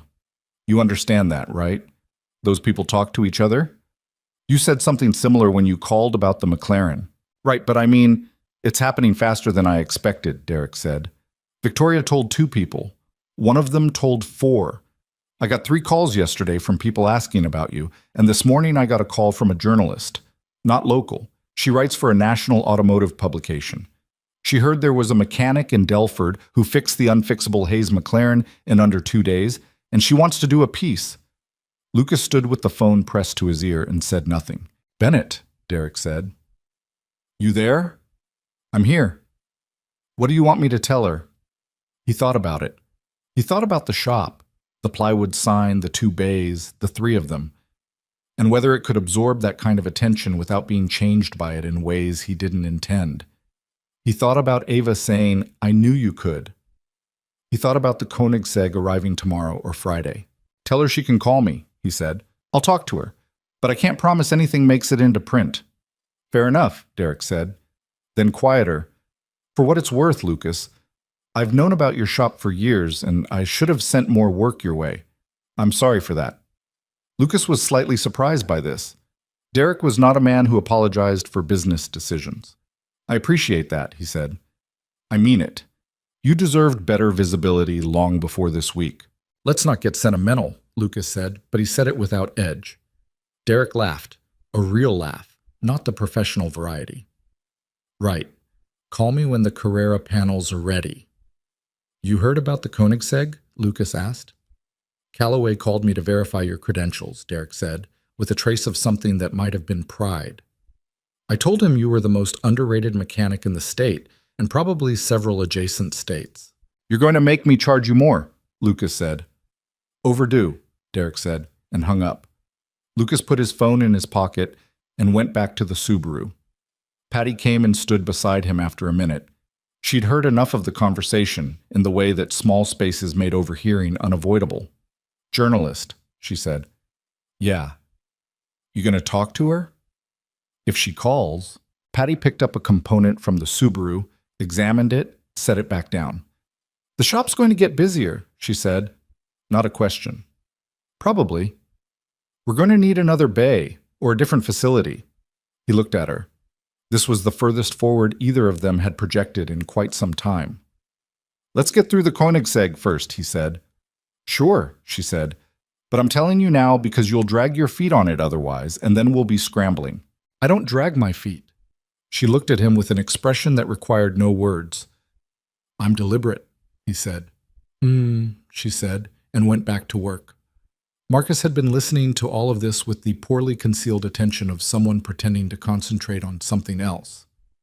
"So," he said carefully, "are we getting a raise?" "When we're busier," Lucas said. "Define busier." "More busy than now." "Can we put a number on Marcus?" "Yeah, okay, fine." He went back to what he was doing. Then, a minute later, "For the record, I've believed in this shop the whole time." "I know you have," Lucas said. "Just wanted that noted." "Noted," Lucas said. The afternoon ran long. By the time he locked the shop and drove to get Ava, the light was already amber and low, the particular gold of late afternoon in early May that made ordinary things look important. He sat at a red light and felt the day's accumulation in his body. The good heaviness of actual work, the low thrum of things moving that hadn't moved before. Ava was waiting on the curb. She got in, dropped her bag, looked at him. "Normal day?" she asked. He pulled into traffic. "No," he said, "but I'm beginning to think normal isn't really what we're aimed at." She considered this. Outside her window, the city passed. The gas stations, the apartment blocks, the lit windows, the ordinary world going about its ordinary evening. "Was it ever?" she asked. He thought about that for the rest of the drive home. He didn't have an answer, but it felt like exactly the right question. The Koenigsegg arrived on Friday morning at 10:40, and it arrived the way that certain things arrive, without particular ceremony, on a flatbed driven by a man named Terry, who was eating a bag of pretzels and listening to country radio, and seemed genuinely unbothered by the fact that the cargo behind him was worth more than most houses in Delford. Lucas had been watching for the truck since 9. He wouldn't have admitted this to Patty or Marcus, but he checked the service road 3 times between 9 and 10:30 under various pretexts, checking the dumpster situation, looking at whether the strip mall behind them had gotten a new tenant in the vacant unit, standing outside with his coffee for longer than the coffee warranted. When the flatbed finally turned in, he was genuinely inside working on a brake job and had to be told by Marcus, who appeared in the bay doorway with the expression of someone delivering news they found personally significant. "It's here," Marcus said. "I know," Lucas said. "You don't look like you know. You look like you're doing a brake job." "I am doing a brake job. The Koenigsegg is in the service road." Lucas set down the caliper he was holding, wiped his hands on the shop rag, and walked out. He'd looked at photographs. He'd spent 2 evenings reading everything publicly available about the Jesco, the technical documentation, the engineering breakdowns, the owner accounts, the Koenigsegg factory service manuals that existed in fragmented form across various automotive forms. He thought he'd built a reasonable picture. The picture was insufficient. The car on the flatbed was a deep iridescent blue that changed character depending on the angle. Almost black in shadow, almost electric in direct light. It was low and wide in the way of things designed aerodynamically, rather than for the comfort of the people inside them, and it had the particular quality of certain machines where the design didn't feel decorative but functional, where every surface was there for a reason and the reason was speed. It was not damaged the way the McLaren had been damaged. From the outside, it looked essentially perfect, which Lucas knew from the McLaren meant nothing whatsoever. Terry climbed down from the cab, still working on his pretzels. He handed Lucas the clipboard and the key fob. "She runs," he said, "but rough, like something's randomly cutting out. Happens at idle sometimes, happens under load sometimes. No pattern that anyone's found." "Intermittent," Lucas said. "That's the word the Phoenix guys used," Terry confirmed. "Also some other words I probably shouldn't repeat." He signed his own copy of the paperwork and climbed back in the cab. "Good luck with it." He drove off. Lucas stood in the service road with the key fob in his hand and looked at the car. Patty came to stand beside him. She looked at the car the way she looked at everything, directly, without performance. "Intermittent power delivery," she said. "That's what Callaway said. Random. No pattern. No pattern anyone's found." She was quiet for a moment. "Intermittent faults are harder than permanent faults." "I know." With the McLaren, the fault was there all the time. You just had to find it. This one comes and goes, Lucas said, which means I have to catch it in the act, or find the condition that triggers it, or find the thing causing it before it expresses itself. "Or that," he agreed. Marcus had come outside and was standing slightly behind them, looking at the car with an expression he was making some effort to keep neutral. He was not entirely succeeding. "That's possibly the most beautiful thing I've ever seen," he said. "It's a machine," Patty said. "It's a beautiful machine." "Help me get it in the bay," Lucas said. Getting the Jesco off the flatbed and into the shop required more care than the McLaren had, because the McLaren had been visibly damaged and everyone had approached it accordingly, while the Jesco looked deceptively intact, and it was easy to forget that something was genuinely wrong with it. Lucas moved it slowly, steering by hand, Marcus guiding from outside. The car was low enough that the threshold of the garage door required careful navigation. Once it was inside, under the lights, it was a different thing again. The iridescent blue was replaced by something more metallic and immediate. Lucas walked the full circumference of it the way he had with the McLaren, building the picture, reading the geometry, understanding before touching. The Jesco was a different engineering philosophy from the McLaren. The McLaren was sophisticated. The Koenigsegg was almost philosophically extreme. Where the McLaren's engine was a masterwork of refinement, the Jesco's powertrain was something closer to controlled aggression. A 5-liter twin-turbocharged engine producing figures that required context to understand, fed by a fuel system with active management complexity that made the McLaren's electronics look like a carburetor. He stood at the engine bay for a long time. The oscilloscope Patty had ordered had arrived Thursday evening. It sat on the workbench, still in its packaging in the specific way of things that had arrived before anyone had time to open them properly. Lucas went to it now, cut the packaging, and spent 15 minutes setting it up and familiarizing himself with its interface. It was more capable than the unit he'd used before. Multiple channel inputs, real-time waveform display, the ability to capture and compare signal patterns across time intervals. For an intermittent fault, this was the difference between fishing with a net and fishing with a hook. The hook might catch nothing. The net increased the odds considerably. He connected the diagnostic interface first. The Koenigsegg's proprietary system was not McLaren's system, and he had no manufacturer access, which meant he was working through a universal interface that could read generic OBD parameters, but not the deep system data that factory tools accessed. He'd anticipated this limitation and had spent 2 evenings mapping the parameters he could access against what he needed to know. The diagnostic readout came up clean, no stored fault codes, no active flags. Of course, intermittent faults were often like this, present and absent in equal measure, leaving no trace during the quiet periods. The previous specialists had documented the fault occurring but been unable to catch it electronically, which meant it was either happening too quickly for standard logging to capture, or it was happening in a system layer that standard diagnostics couldn't reach. He set up the oscilloscope to monitor 4 channels simultaneously: the fuel injection pulse signal, the crankshaft position sensor output, the primary power supply rail to the engine management unit, and the ignition timing signal. These were the 4 most likely pathways for a power delivery fault to express itself.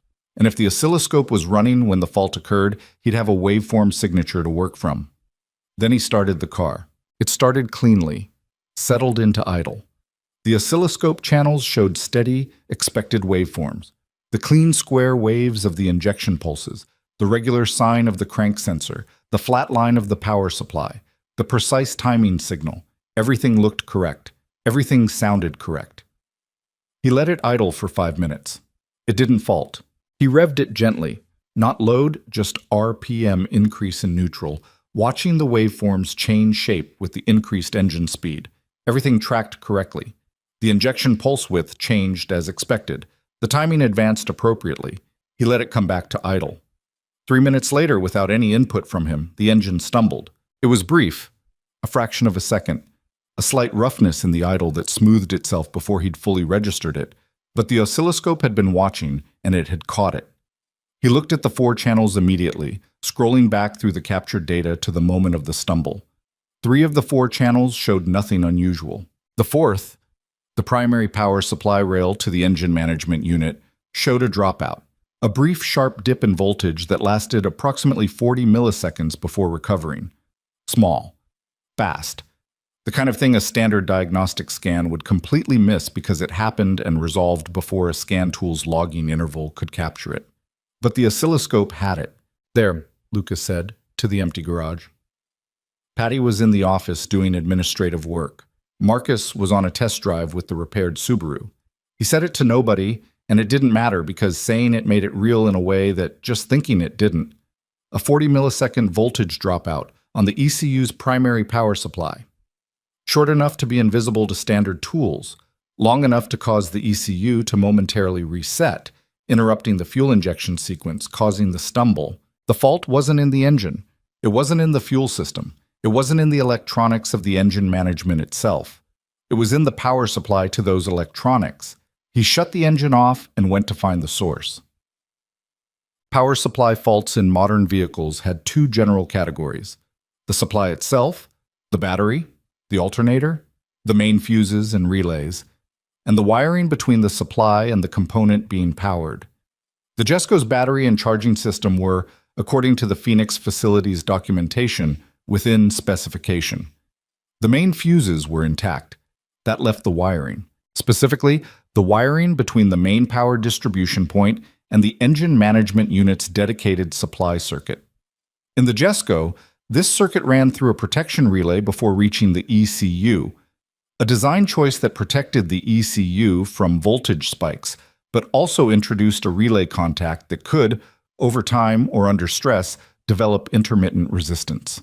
He found the relay after 40 minutes of systematic harness tracing. It was positioned in a location that was technically accessible but practically awkward, behind a structural brace that required partial removal in a section of the engine bay that the Phoenix facility had apparently not fully explored. The relay itself looked fine. That was the problem with relays, that they looked fine until they didn't, and the transition between those states was exactly the kind of intermittent behavior he was looking for. He got the oscilloscope probe onto the relay's output terminal, restarted the engine, and waited. The stumble came again 4 minutes later.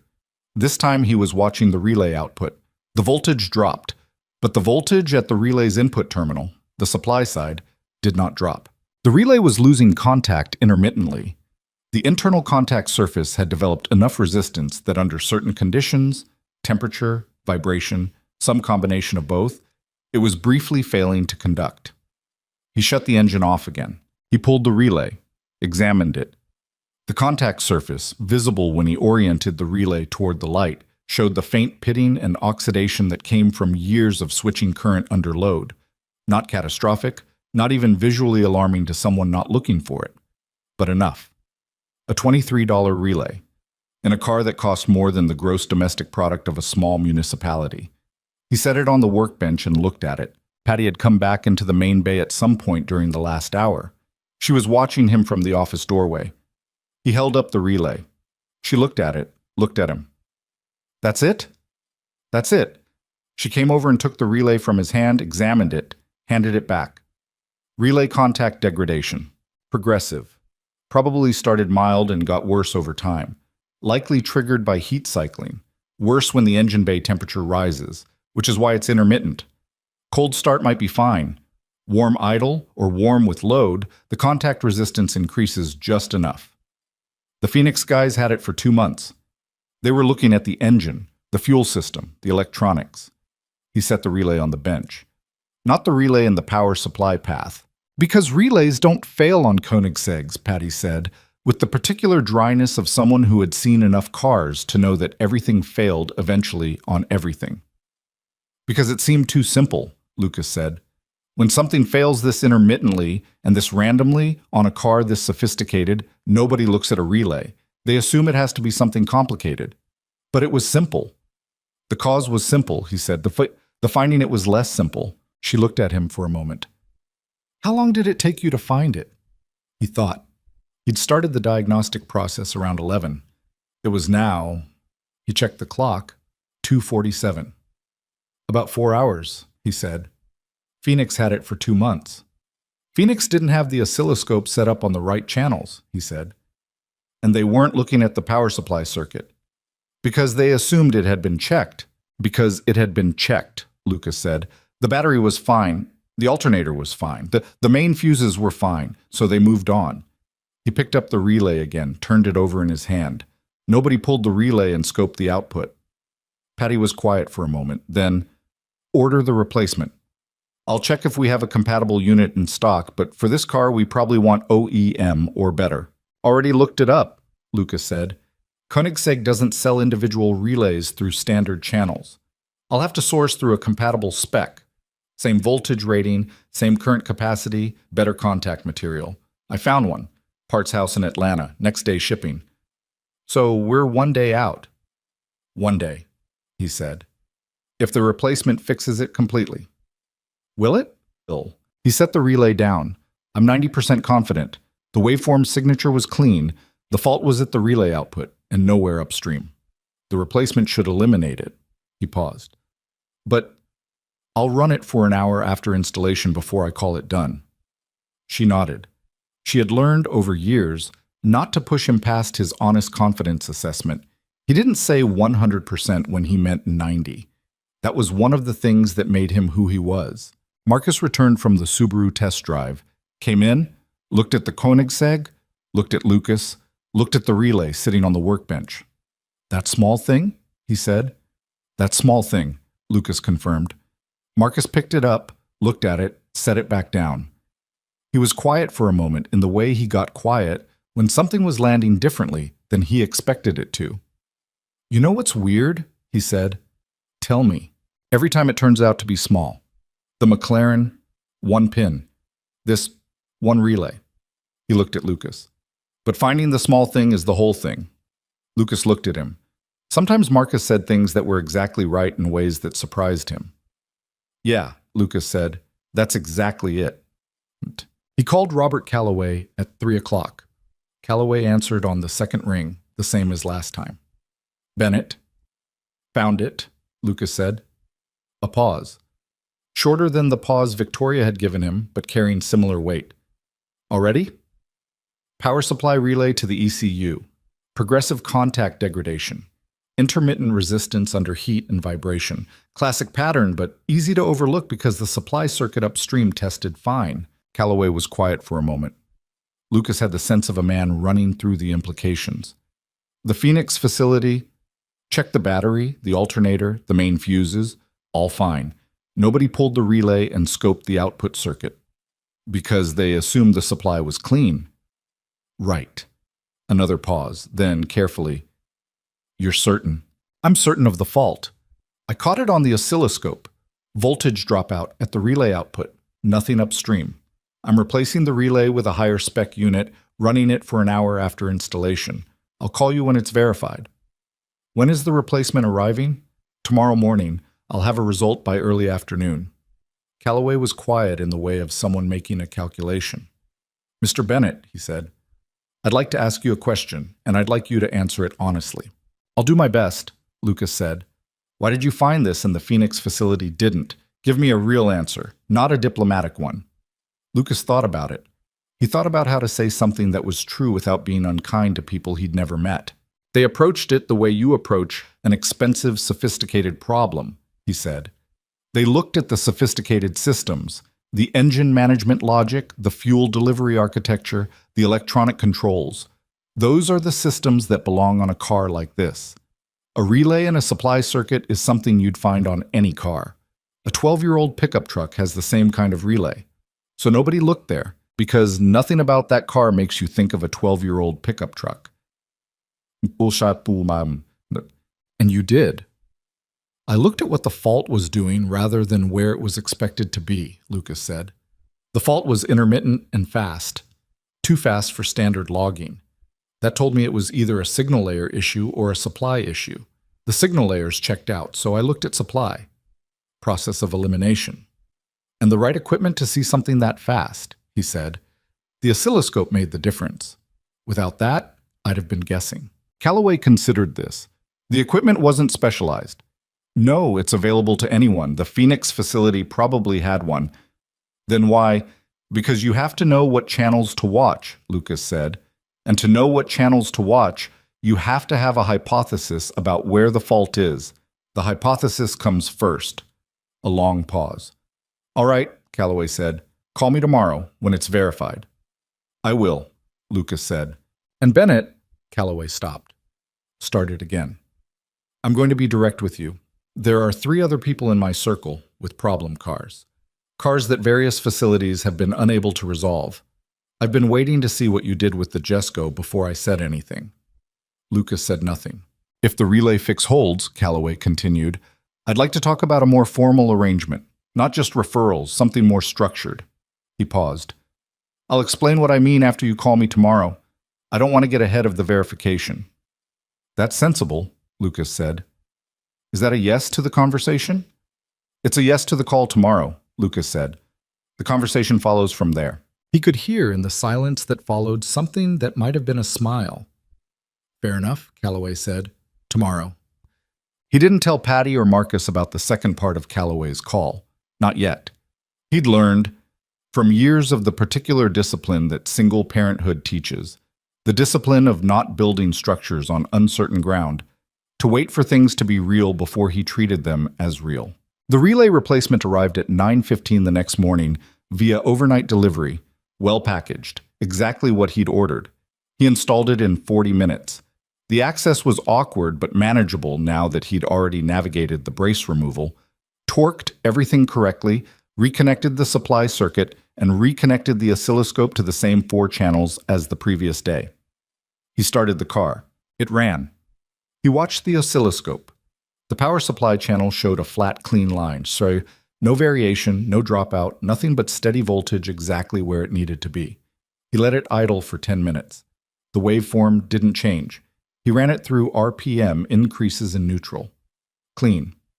He let it drop back to idle and left it running. 20 minutes, 30, 45. At the 50-minute mark, Marcus came and stood in the bay doorway. "Anything?" he said. "Nothing," Lucas said, which is the right answer. Marcus watched the oscilloscope screen. The flat line of the power supply channel sat there, unwavering, across the whole span of the capture. "That's a really beautiful flat line," he said. "It is," Lucas agreed. At 60 minutes, he shut the engine off. He looked at the full oscilloscope record, 1 hour of data, 4 channels, 0 anomalies. He called Callaway. "It's done," he said. 1 hour clean, 0 dropouts. The fault is resolved. He heard Callaway exhale. A controlled sound, but the control wasn't quite complete. "You're certain?" "I'm certain," Lucas said. No qualifier this time. The data was clean and he'd earned the certainty. "All right," Callaway said. "Now we can talk." The conversation with Callaway lasted 40 minutes, and Lucas took notes on a legal pad because he didn't trust himself to hold all of it in his head while simultaneously processing it emotionally, which was the only honest way to describe what the conversation required. Robert Callaway was, it emerged, not merely a wealthy car collector. He was the founder of a private investment group that managed assets for approximately 30 clients, all of them in the upper tier of the regional wealth distribution, several of them with national profiles. The cars were a personal passion shared by a significant subset of those clients, and the problem of maintaining extraordinary vehicles in a region with no truly extraordinary maintenance facility had been, for years, a persistent frustration. "We've been sending cars to facilities in California, in Florida, in Germany for significant work," Callaway explained. "The logistics are expensive, and the turnaround times are unreasonable. When Victoria called me Thursday night to tell me what you'd done with the McLaren, the first thing I thought was, we need this person accessible." "I'm in Delford," Lucas said. "You're in Delford now," Callaway said, and left that sitting there for a moment. "What are you proposing?" Lucas asked. What Callaway proposed was not a simple thing. He proposed, in the organized and precise manner of a man who structured complex arrangements for a living, a joint investment in a significantly upgraded facility. Not a takeover, Callaway was explicit about this, returning to it twice as if he'd anticipated the concern. Lucas would retain full ownership and operational control of Bennett Auto Repair. What Callaway's group would provide was capital, enough to lease a proper facility with 4 or 6 bays, proper equipment, a clean room for sensitive electrical work, the diagnostic tools that currently required either manufacturer access or expensive workarounds. In return, Callaway's clients would direct their maintenance and repair work to Bennett Auto Repair on a priority basis. No exclusivity requirement. Lucas could take any client he chose, but the guaranteed volume of high-end work would provide the revenue base that the upgraded facility required. "You're not buying the shop," Lucas said, making sure he understood. "No, the shop is yours. It stays yours. You're investing in the infrastructure. In exchange for preferred client access," Callaway said, "which you'd be getting anyway through referrals. I'm just formalizing it in a way that makes the investment rational." Lucas sat with this for a moment. He was aware of the legal pad in front of him with his notes on it, the numbers Callaway had mentioned, the terms he'd outlined. He was aware that this was the kind of conversation that changed things, not incrementally, but categorically. He was also aware that he didn't fully trust things that changed categorically, because they sometimes changed back. "I'd need to look at the specific terms in writing," he said. "Of course. And I'd want an attorney to review them." "That's sensible. I'd be concerned if you didn't. And I'm not making any decision today." "I'm not asking for one today," Callaway said. "I'm asking you to take the proposal seriously and respond within a reasonable time frame." "What's reasonable to you?" 2 weeks, Callaway said. Lucas said he'd think about it. Callaway said that was all he asked. They ended the call. He sat at his desk in the shop's small office, a room barely large enough for the desk and a filing cabinet that needed new drawer runners, and looked at the legal pad. He looked at the numbers. He looked at the words operational control that he'd underlined. Then he looked through the office window into the main bay, where Patty was doing something methodical at the workbench and Marcus was on the phone. his personal phone, so not work, probably his sister again. And the 2 bays of the shop were exactly what they'd been for 8 years, exactly what he'd built on the resources he'd had, which had never been enough, and which he'd made work anyway. He sat there for a while. He wasn't going to call anyone today. Not Derek, not Victoria. He wasn't going to say yes or no, or maybe or anything. He was going to let it sit for exactly as long as it needed to sit. But in the back of his mind, quiet and unhurried, something that had been tense for years was beginning, very slowly, to release. Tim, the journalist called that afternoon. Her name was Sandra Keene, and she wrote for a national automotive publication with the kind of reputation that, when Lucas looked it up quickly before calling back, turned out to be more significant than Derek had made it sound. She was professional and direct, asked smart questions, and did not try to make the story something it wasn't. "I want to understand the diagnostic method," she said, "not just the result, the process."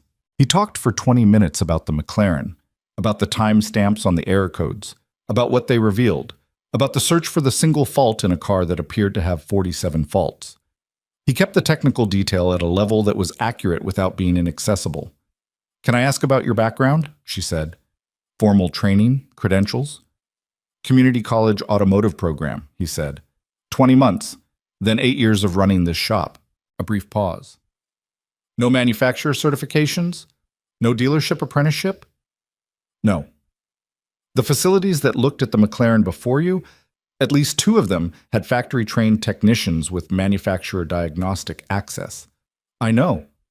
"And you found the fault without any of that." "I found the fault by reading what the diagnostic output was telling me rather than taking it at face value," he said. "The tools matter less than what you do with the information they give you." She was quiet for a moment, writing something. "Mr. Bennett, people in the automotive world are going to want to characterize this story a certain way, as a David and Goliath thing. The small shop versus the big specialists. Is that how you see it?" He thought about that honestly. "No," he said. "The specialists weren't wrong to try.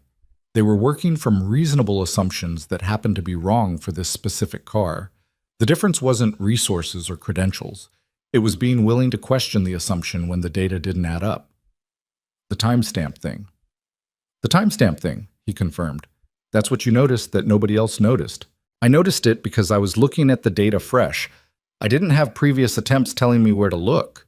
That's not a skill. That's a position." She paused again. "You're making this harder to write as a hero story." "Write it as an accurate story," he said. "Those are more interesting anyway." She laughed. He found he liked her. The article, she told him, would run in the next issue, which was 3 weeks out. She might want to come to the shop, photograph the facility, get a quote from Derek and Victoria if they were willing. He said she was welcome to come to the shop. He said Derek and Victoria could speak for themselves. "One more question," she said, "and you can tell me it's none of my business." "Okay, you're a single dad. You've been running a small shop on tight margins for years. This week, the McLaren, the Koenigsegg, the attention, this changes things for you, practically and financially. How does that feel?" He was quiet for a moment. How did it feel? He thought about the water heater making sounds since March. He thought about Ava's soccer cleats she'd stopped asking for. He thought about Diane Chen sending food home with his daughter because she knew Lucas forgot to eat when he was working. He thought about the plywood sign with the faded letters and the one fluorescent that refused to come on. He thought about Claire saying staying in Delford. Is that a plan or an avoidance of having a plan? And about the answer he'd been arriving at, slowly, over years. It was a plan. Just one that took longer to reveal itself than either of them had expected. "It feels like it's about time," he said. Sandra Keene laughed again, softer this time. "That's the last line of the article," she said. He picked Ava up from school at 3:40. She got in, looked at his face, looked at his hands. The grease was less today, the work had been cleaner, and said nothing for the first block. Then, "You found the problem with the new car." "Yeah." "What was it?" "A relay." "What's a relay?" "An electrical switch, basically a tiny component that opens and closes a circuit. This one was failing intermittently." She thought about this. "How small?" He held up his thumb and forefinger about an inch and a half apart. She looked at the gap between his fingers. That's why it was at the other place for 2 months? The other place didn't look in the right spot. But you did. I looked in a different spot, he said. Whether it was the right one, I didn't know until I looked. She was quiet for a moment, watching the street. Then, Dad, someone called Mom's sister. He glanced at her. What? Aunt Rachel. She called last night. Someone told her about the McLaren thing, and she wanted to know if it was true. Ava was looking at her hands in her lap, not at him. She said she thought Claire would have been proud. The truck moved through traffic. A light turned yellow and he slowed for it, slower than he needed to, maybe. He didn't say anything for a moment. He just drove. She's right, he said finally. She would have been. Ava nodded. She still wasn't looking at him. I told Aunt Rachel you'd probably say something boring and practical like it was just a job. That's not boring, he said. That's true. That's why it's boring, she said, but without any heat in it. She looked out her window. I think it's more than just a job. He thought about the 47 error codes and the 1 pin, the relay and the oscilloscope and the flat line that meant something was finally working. He thought about Calloway's proposal and the legal pad with the underlined words. He thought about Sandra Keene saying it feels like it's about time and laughing like she meant it. He thought about Claire's canvas in the closet of the spare bedroom. He'd been meaning to figure out what to do with it for 3 years. Maybe it was time to take it out and put it somewhere she could have been seen. You might be right, he said. Ava looked at him.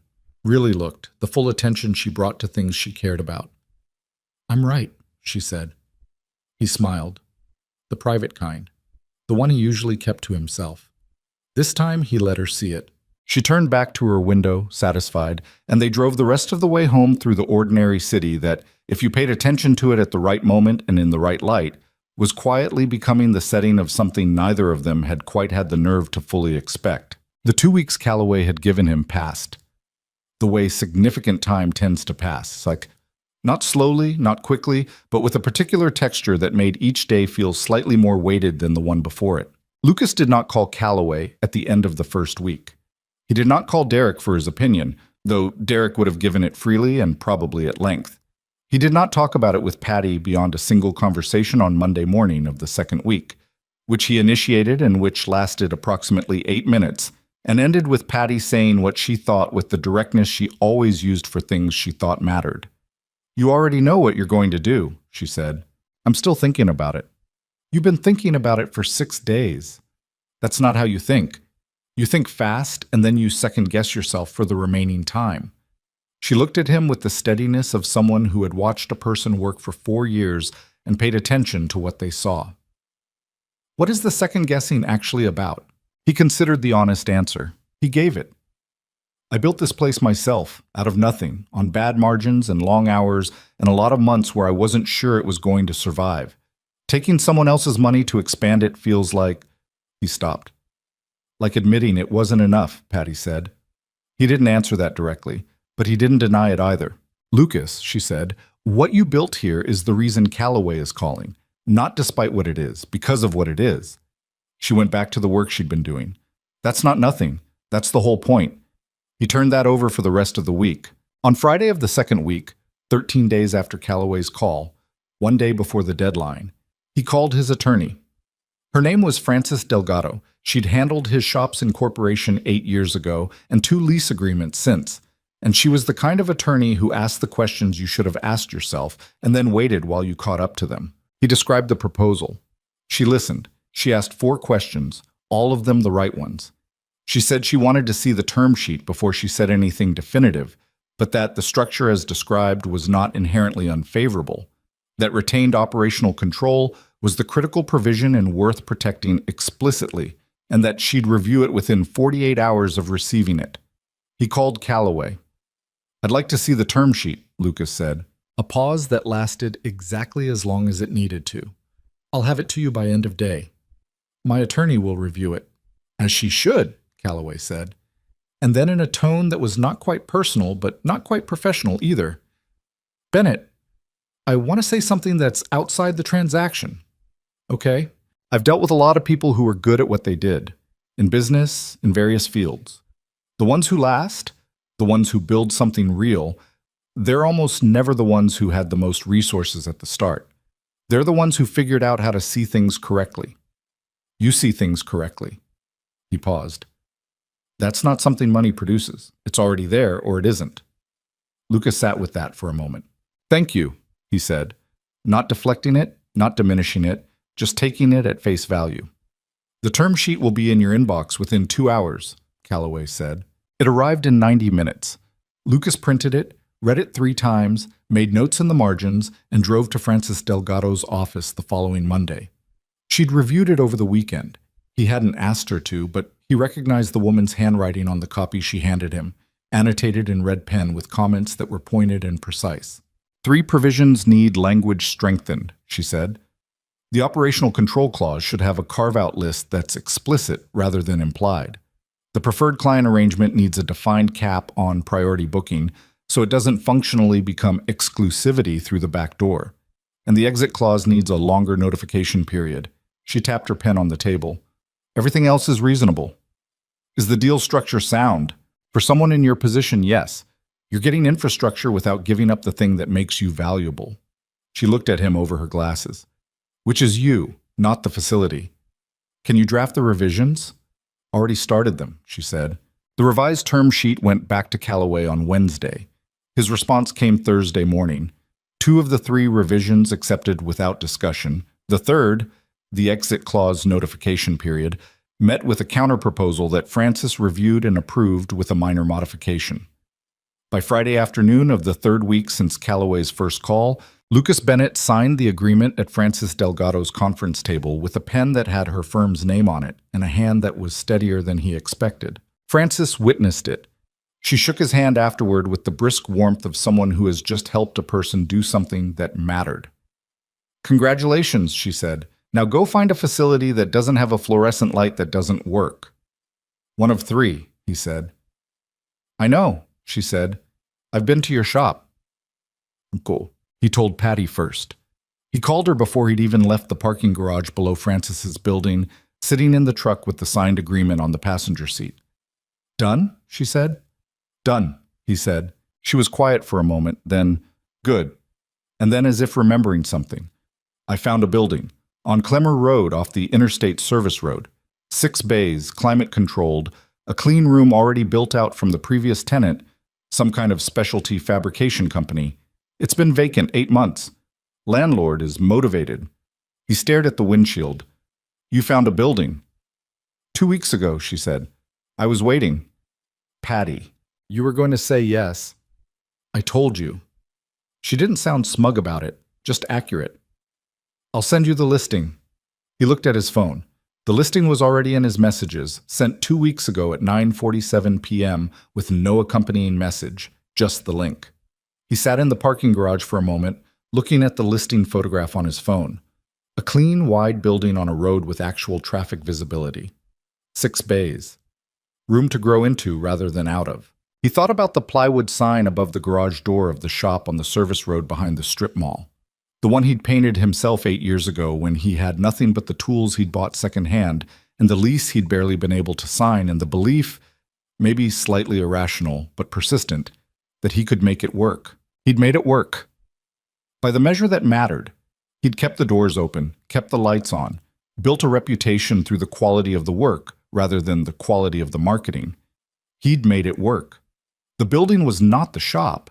The shop was the thing he and Patty and Marcus had built inside it. That thing was coming with them. I'll look at the building this week, he said. I'll set up the walkthrough, she said. Tuesday works. Patty, he paused. I'm going to need to talk to you about your role in the new arrangement. It's going to be different. I know. I mean, your compensation, your Lucas. Her voice was measured and calm. We can talk about all of that. But right now you just signed something significant, and I think you should probably go home and tell your daughter. He looked at the passenger seat. The agreement, 6 pages, his signature at the bottom of the last one. Yeah, he said. That's probably right. He picked Ava up from school 20 minutes early, which he almost never did. She came out of the building with the particular expression of someone who has been called out of class unexpectedly and is calculating possible reasons.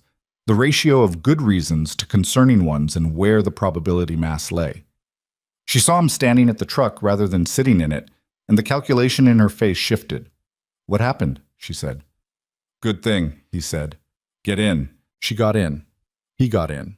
He didn't start the truck immediately. "I signed an agreement today," he said, "to expand the shop. New building, more bays, better equipment, a business arrangement with a group of investors who are going to help finance the upgrade." She was looking at him with the full attention expression, the one she gave things she cared about. "We're keeping the shop," he said. "It stays ours.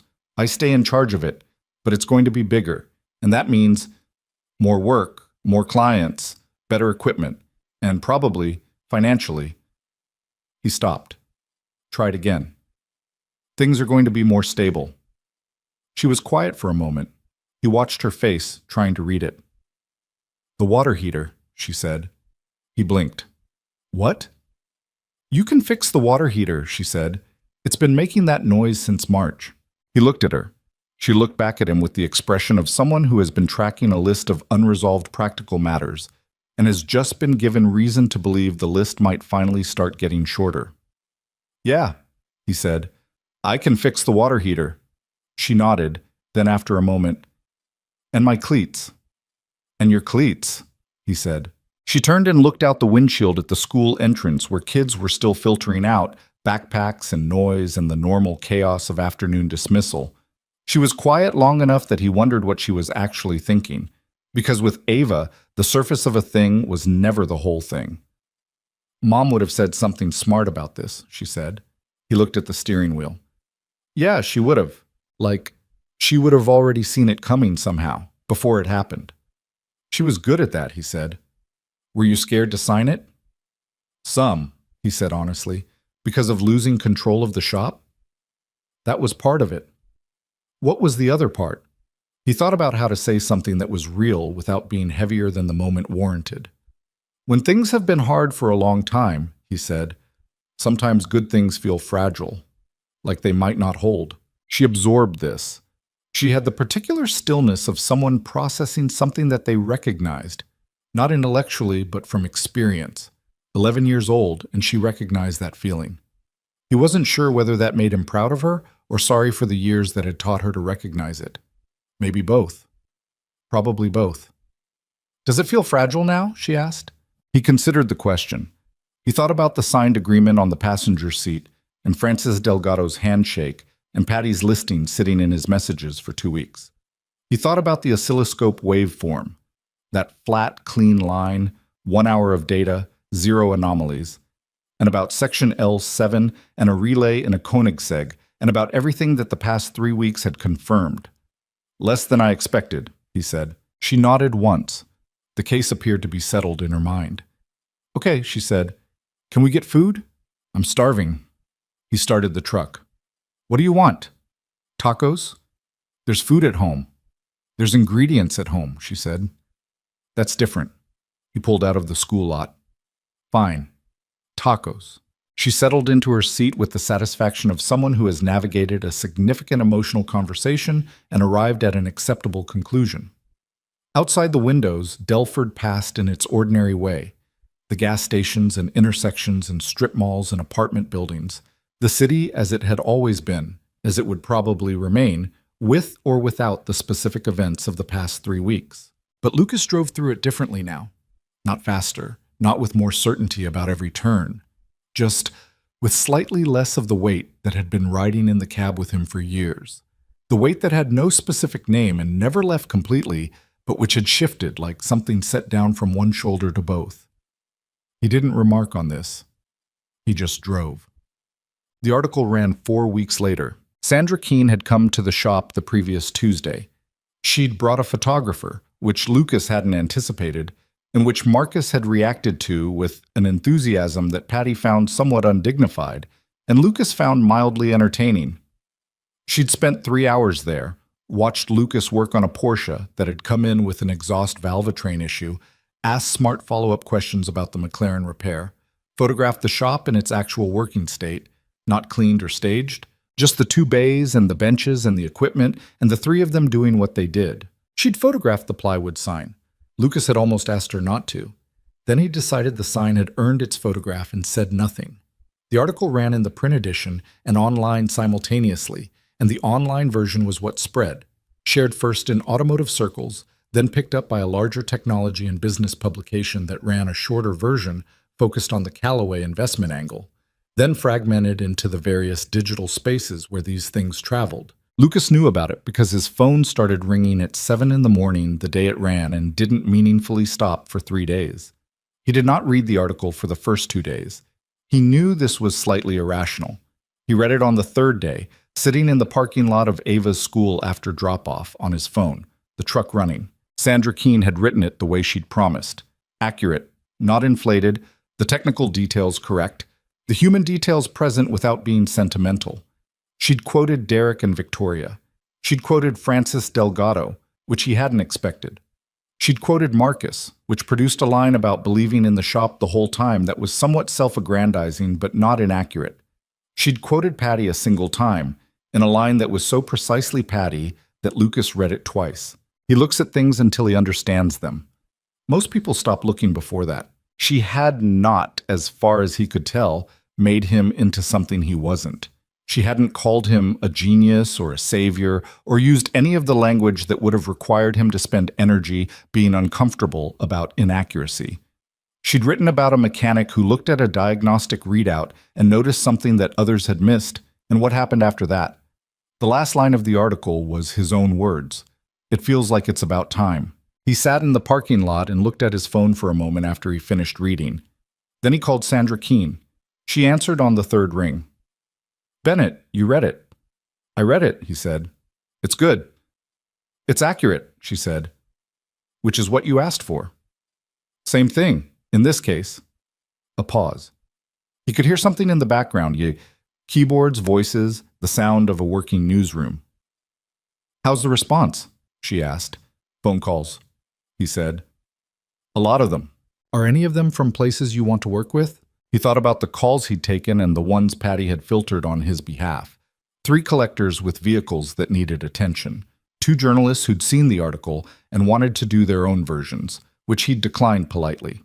1 automotive engineering professor from a university 2 states over who'd called to say the timestamp observation was, in his words, the kind of diagnostic reasoning we try to teach students and rarely see in practice, which Lucas had received with the particular awkwardness of a person who doesn't know what to do with academic validation. And 1 call from a manufacturer, not McLaren, not Koenigsegg. A different manufacturer, one whose vehicles appeared occasionally in the hands of collectors and whose technical challenges were, reportedly, not always resolved by their own service network.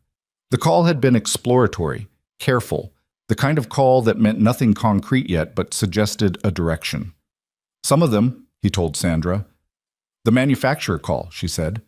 He was slightly surprised. "How do you—" "I have sources," she said mildly. "Are you going to pursue it?" "I'm going to find out what they're actually asking before I decide anything." "Smart," she said. "Bennett, one more thing. I wanted to tell you before you heard it elsewhere. The article's been picked up by 3 international outlets. Automotive press, mostly. 1 in the UK, 1 in Germany, 1 in Japan." He looked at the parking lot. A minivan was pulling in, a woman getting out, 2 kids tumbling after her in the way of children who have been released from a contained space. He thought about something Ava had said that first night, the night he'd called her from the shop after finding the pin, while she was eating dinner at the Chen's and waiting for him to pick her up. She'd been matter-of-fact about it, the way she was matter-of-fact about most things she believed in. Nothing is impossible once someone decides to start. He'd said that to her. She'd said it back to him at the exact right moment, and now apparently it had traveled, the story of it had traveled, to places neither of them had ever been, across an ocean, into languages neither of them spoke. He wasn't sure what to do with that. He wasn't sure anyone had a protocol for that particular feeling. "Okay," he said. "That's all you've got?" Sandra said, with the tone of someone who had expected more and found the absence of it interesting. "It's a lot to hold at once," he said honestly. "Yeah," she said, and her voice had something genuine in it now. "It is. You're handling it well for what it's worth." "I don't know if I'm handling it," he said. "I think I'm just not stopping work." "That might be the same thing," she said. Good luck, Lucas. Call me if anything else happens. If it's interesting enough, he said. She laughed and hung up. Mom. The walkthrough of the Clemmer Road building happened on a Tuesday afternoon when the light was good and the air had the first real warmth of late spring in it. Lucas and Patty walked through it with the landlord, a practical man named Garrett, who had owned the property for 11 years and was straightforwardly ready to make a deal. Marcus had asked to come, and Lucas had told him to hold down the shop, and Marcus had accepted this with the diplomatic grace of someone who understood the hierarchy while resenting the specific application of it. The building was larger in person than the listing photograph suggested. 6 bays, as described, with ceiling height that accommodated lifts Lucas currently didn't own, but could. The clean room was real, a sealed, filtered space that the previous tenant had built for precision work, and which was, for Lucas's purposes, almost exactly what he'd have designed himself. Climate-controlled throughout, loading dock access, actual parking. He walked through it slowly, hands in his jacket pockets, saying almost nothing. Patty walked separately, taking her own measure of the space, occasionally making a note on her phone. Garrett walked alongside Lucas with the patience of a landlord who understood that the people who took time to think were the ones who signed and stayed. He pointed out the electrical upgrades the previous tenant had done, the compressed air lines already roughed in, the HVAC system that was 2 years old. Lucas stopped in the center of the main bay area. 6 bays around him, the afternoon light coming through skylights that were clean and well-maintained. The floor was epoxy-coated, scuffed in places from the previous work but fundamentally sound. He thought about the service road behind the strip mall, the pigeon that investigated the dumpster each morning, the Vietnamese place that opened at 11, the one fluorescent that refused to come on. He thought about pulling up to that building 8 years ago with a truck full of second-hand tools, an assigned lease, and nothing else, and what it had felt like to unlock that door for the first time. That feeling of, this is mine, and I don't know if I can do this, and I'm going to do it anyway. He wanted to carry that feeling here. Not the uncertainty, but the intention underneath it. The part that said, I built something once out of not enough, and I'll build something better now that I have more. We'll take it, he said. Garrett nodded, unsurprised. Patty looked over from across the space, caught Lucas's eye, and gave a single nod of confirmation. The lease signed 3 days later. The move took 2 weekends, organized with the methodical efficiency that Patty brought to all logistical challenges and the cheerful chaos that Marcus contributed to physical labor. They didn't hire movers. They moved what they could themselves, with help from Derek Fuentes, who showed up the first Saturday in clothes that were slightly too nice for the work and threw himself into it anyway with a willingness that Lucas found genuinely touching. Victoria Hayes sent 3 people from her office to help on the second weekend, which nobody had asked for or expected, and which resulted in 4 hours of efficient box moving alongside a certain amount of awkward professional conversation between her staff and Lucas's, the two worlds momentarily occupying the same rented moving truck. Marcus predictably made friends with all 3 of Victoria's people immediately. The plywood sign did not come with them. Lucas took it down himself on the last afternoon at the old building, carried it inside, and leaned it against the wall of the now empty main bay. He stood and looked at it for a moment. The faded letters, the weathered wood, the work of a younger version of himself who had been operating on stubbornness and very little else. He didn't throw it away. He put it in his truck. It was in the garage at his house now, leaning against the back wall. He wasn't sure yet what to do with it, but getting rid of it felt wrong, the same way getting rid of Claire's canvas still felt wrong, and he'd learned not to force those decisions before he was ready for them. The new sign above the Clemmer Road building was simple, professionally made this time, clean lettering on a dark background. Bennett Auto Repair. The same name, just legible from the road. 6 weeks after the move on a Thursday that was otherwise unremarkable, Lucas received a call from the manufacturer. The exploratory conversation had become a more specific one, and the specific one had led to a proposal. A consulting arrangement, informal and non-exclusive, under which Lucas would be available to their technical support team for complex diagnostic cases that their own network couldn't resolve. Not a full-time role. Not a relocation. Just a phone call sometimes, when they had a car and a problem and nobody with an answer. He said yes, with a condition. Any cases he took on, he'd document his process fully. Not for them to own, for the industry, for the automotive forums and the independent mechanics and the small shops with 2 bays and a plywood sign that the collectors and the manufacturers and the big facilities tended not to see. The manufacturer said yes. He did not think of this as a victory. He thought of it the way he thought of the oscilloscope Patty had ordered, as a tool, a way of doing more of the thing he already did, in more places, with more reach. The work was still the work. That was the part that never changed. 3 months after the Clemmer Road move, Lucas was in the new clean room working on an electrical diagnostic challenge, a Pagani, of all things, belonging to a client Callaway had referred, with a specific issue in the torque vectoring control system, when his phone buzzed with a text from Ava. Soccer tryouts tomorrow. Coach said I have a real shot at varsity. He looked at the message. He was in the middle of something delicate, both hands occupied, but he read it twice before setting the phone back down. He thought about Ava at 11. The soccer hoodie, the pasta sauce on her chin, the poster board about coral reefs finished after he'd fallen asleep on the couch. She was 12 now, and something had shifted in the past months. Not her personality, which was fundamentally unchanged, but her sense of herself within it. A solidity that hadn't been quite there before. He'd noticed it without knowing exactly when it had arrived. He'd asked her about it once, indirectly, on a drive home from a Saturday game. "You seem different lately," he'd said. "Different how?" "Steadier." She'd thought about it. "I think it's because things are steadier," she'd said. "Like, at home. It makes it easier to be steady other places." He'd had no response to that. It was too accurate and too simple, and it had done the thing that certain true things did. Sat in his chest and stayed there. He finished the diagnostic task, cleaned his hands, stepped out of the clean room into the main bay where Marcus was doing a service on a Bentley Continental that had come in that morning, and where Patty was on the phone with a parts supplier being, from the sound of it, extremely precise about her requirements. He looked at the bays. 6 of them. 4 currently occupied. The Pagani, the Bentley, a Range Rover with an air suspension issue, and a Honda Accord that belonged to a woman named Teresa who'd been bringing her cars to Bennett Auto Repair since the 2nd year of the old location, and who Lucas would no more turn away for a Koenigsegg than he'd have turned away the Koenigsegg for her. The Honda Accord was in Bay 4. The Pagani was in the clean room. This felt exactly right to him, and he wasn't sure he could have explained why to someone who didn't already understand it. He texted Ava back. "That's your mom's competitiveness. Good. Show them." 3 dots appeared immediately. Then, "That's kind of embarrassing to say." "It's accurate. Still embarrassing." "Text me after tryouts tomorrow." "I will.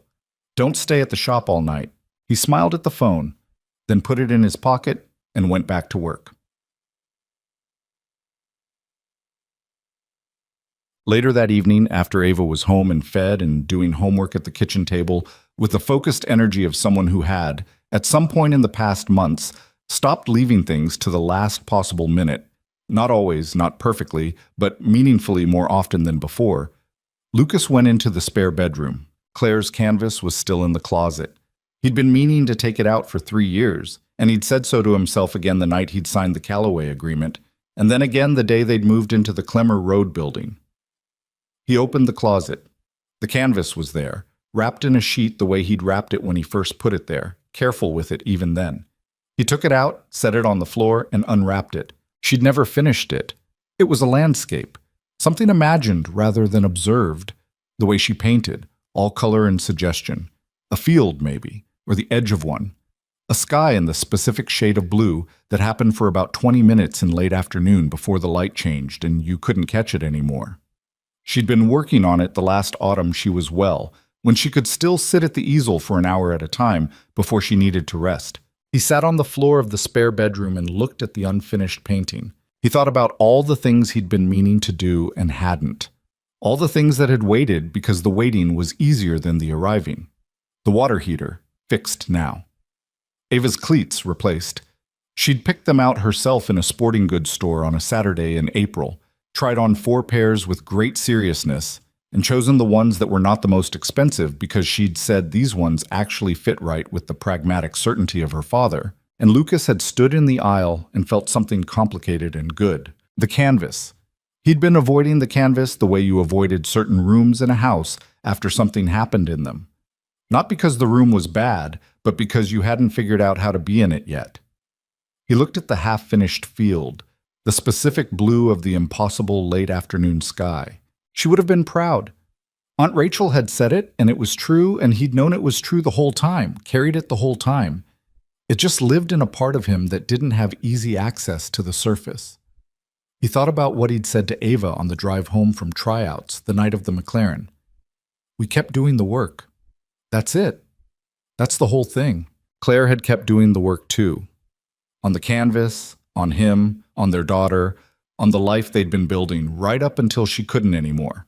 The painting was unfinished because she'd run out of time, not because she'd stopped. He'd been running out the clock on taking it out of the closet. He was done with that. He carried the canvas down the hall. He hung it in the living room, on the wall above the couch, where the light was good in the afternoon. He stepped back and looked at it. It was unfinished. It would stay unfinished. That was part of what it was. But it was out. It was where it could be seen. Ava came out of the kitchen, drawn by the sound of him moving around. She stopped in the hallway, saw what was on the wall, and went still. "Is that Mom's?" she said. She said it quietly, not quite whispering. "Yeah." She walked over and stood beside him, looking at it. He put his arm around her shoulders, the way he had when she was smaller, and the way she still let him sometimes, when the moment was the right kind.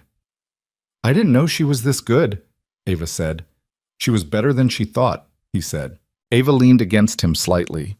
They stood there in the living room, looking at the unfinished painting, the field that might be a field, the sky in its impossible blue, the particular beauty of something that would never be completed and was exactly what it was supposed to be.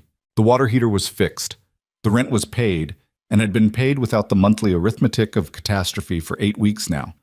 The shop on Clemmer Road had 6 bays and a sign you could read from the road. Somewhere in the city, the McLaren was in its garage, operational and beautiful. The Koenigsegg was back with its owner in Phoenix, running clean. The article had traveled to the UK, Germany, Japan, places Lucas had never been, carrying a story about a pin and a relay and a man who looked at things until he understood them. And here, in a house on a cul-de-sac on the eastern edge of Delford, a man and his daughter stood in the living room looking at an unfinished painting on a wall where it should have been years ago, in the ordinary light of an ordinary evening. There was no music, no dramatic punctuation, just the refrigerator hum and the baseboard heater and the distant sound of the neighbor's dog, and the particular silence of 2 people who had gotten through something hard together and were standing on the other side of it, still standing. "It's good up there," Ava said. "Yeah," Lucas said. "It is." She pulled away after a moment, the way she did. She had the right amount of sentiment and not a drop more, same as her father. "I'm finishing my homework," she said. "I know," he said. "Don't stay up too late." "I won't." She went back to the kitchen. He heard the chair, the sound of her pencil, the small sounds of a person working on something that needed finishing. He stood alone for another minute with the painting. He thought about what he'd said to Ava on the drive home that first night, when the engine had roared to life and the flat line on the oscilloscope had held for 60 minutes, and something that everyone said was impossible had turned out, simply, to be difficult. He'd said, "We kept doing the work." That's it. It wasn't a philosophy. It wasn't wisdom he'd arrived at through study or inspiration. It was just the thing that was true, distilled from years of early alarms and bad margins and long hours and grief carried quietly, and a daughter who deserved better than whatever was left over. You showed up. You looked until you understood. You didn't stop before you found the thing. And sometimes, not always, not with any guarantee, but sometimes, the thing was there. He turned off the living room light, went to the kitchen table and sat across from Ava while she finished her homework, the way he'd sat across from her at 10,000 tables over 11 years. Just there, present, doing nothing dramatic, being the person who was still in the room when she looked up. She looked up once, around 9, when she was nearly done. "Dad?" she said. "Yeah. I'm glad we kept going," she said, like it was a conclusion she'd reached just now, like she'd been adding things up in her own quiet way all evening, and this was the total. He looked at his daughter across the kitchen table, The slightly chaotic ponytail, the mother's eyes, the particular expression of someone who had figured out something real and wasn't making more of it than it was. "Me too, Bug," he said. She went back to her work. He stayed at the table. Outside, Delford went about its evening. The lights in windows, the traffic thinning on Route 9, the ordinary world in its ordinary motion, indifferent and complete. The city that was too big to call a town and too small to call impressive, where a man and his daughter had gotten up each morning and done the next thing and then the next thing for years, until the next thing turned out to be something worth telling. The alarm would go off at 5:14 tomorrow. Lucas Bennett would get up. He would make coffee. He would make toast. He would write a note and tuck it under the sandwich bag and zip the lunchbox closed. He would drop his daughter at school and drive 11 minutes to the shop on Clemmer Road and unlock the door and flip the fluorescents on. All of them, they all worked now, and stand in the familiar smell of the place, which was oil and metal and rubber, and the honest residue of work that mattered. And he would do what he had always done. He would look at the thing in front of him until he understood it. That was enough. That had always been enough. It just took a little while to see it clearly.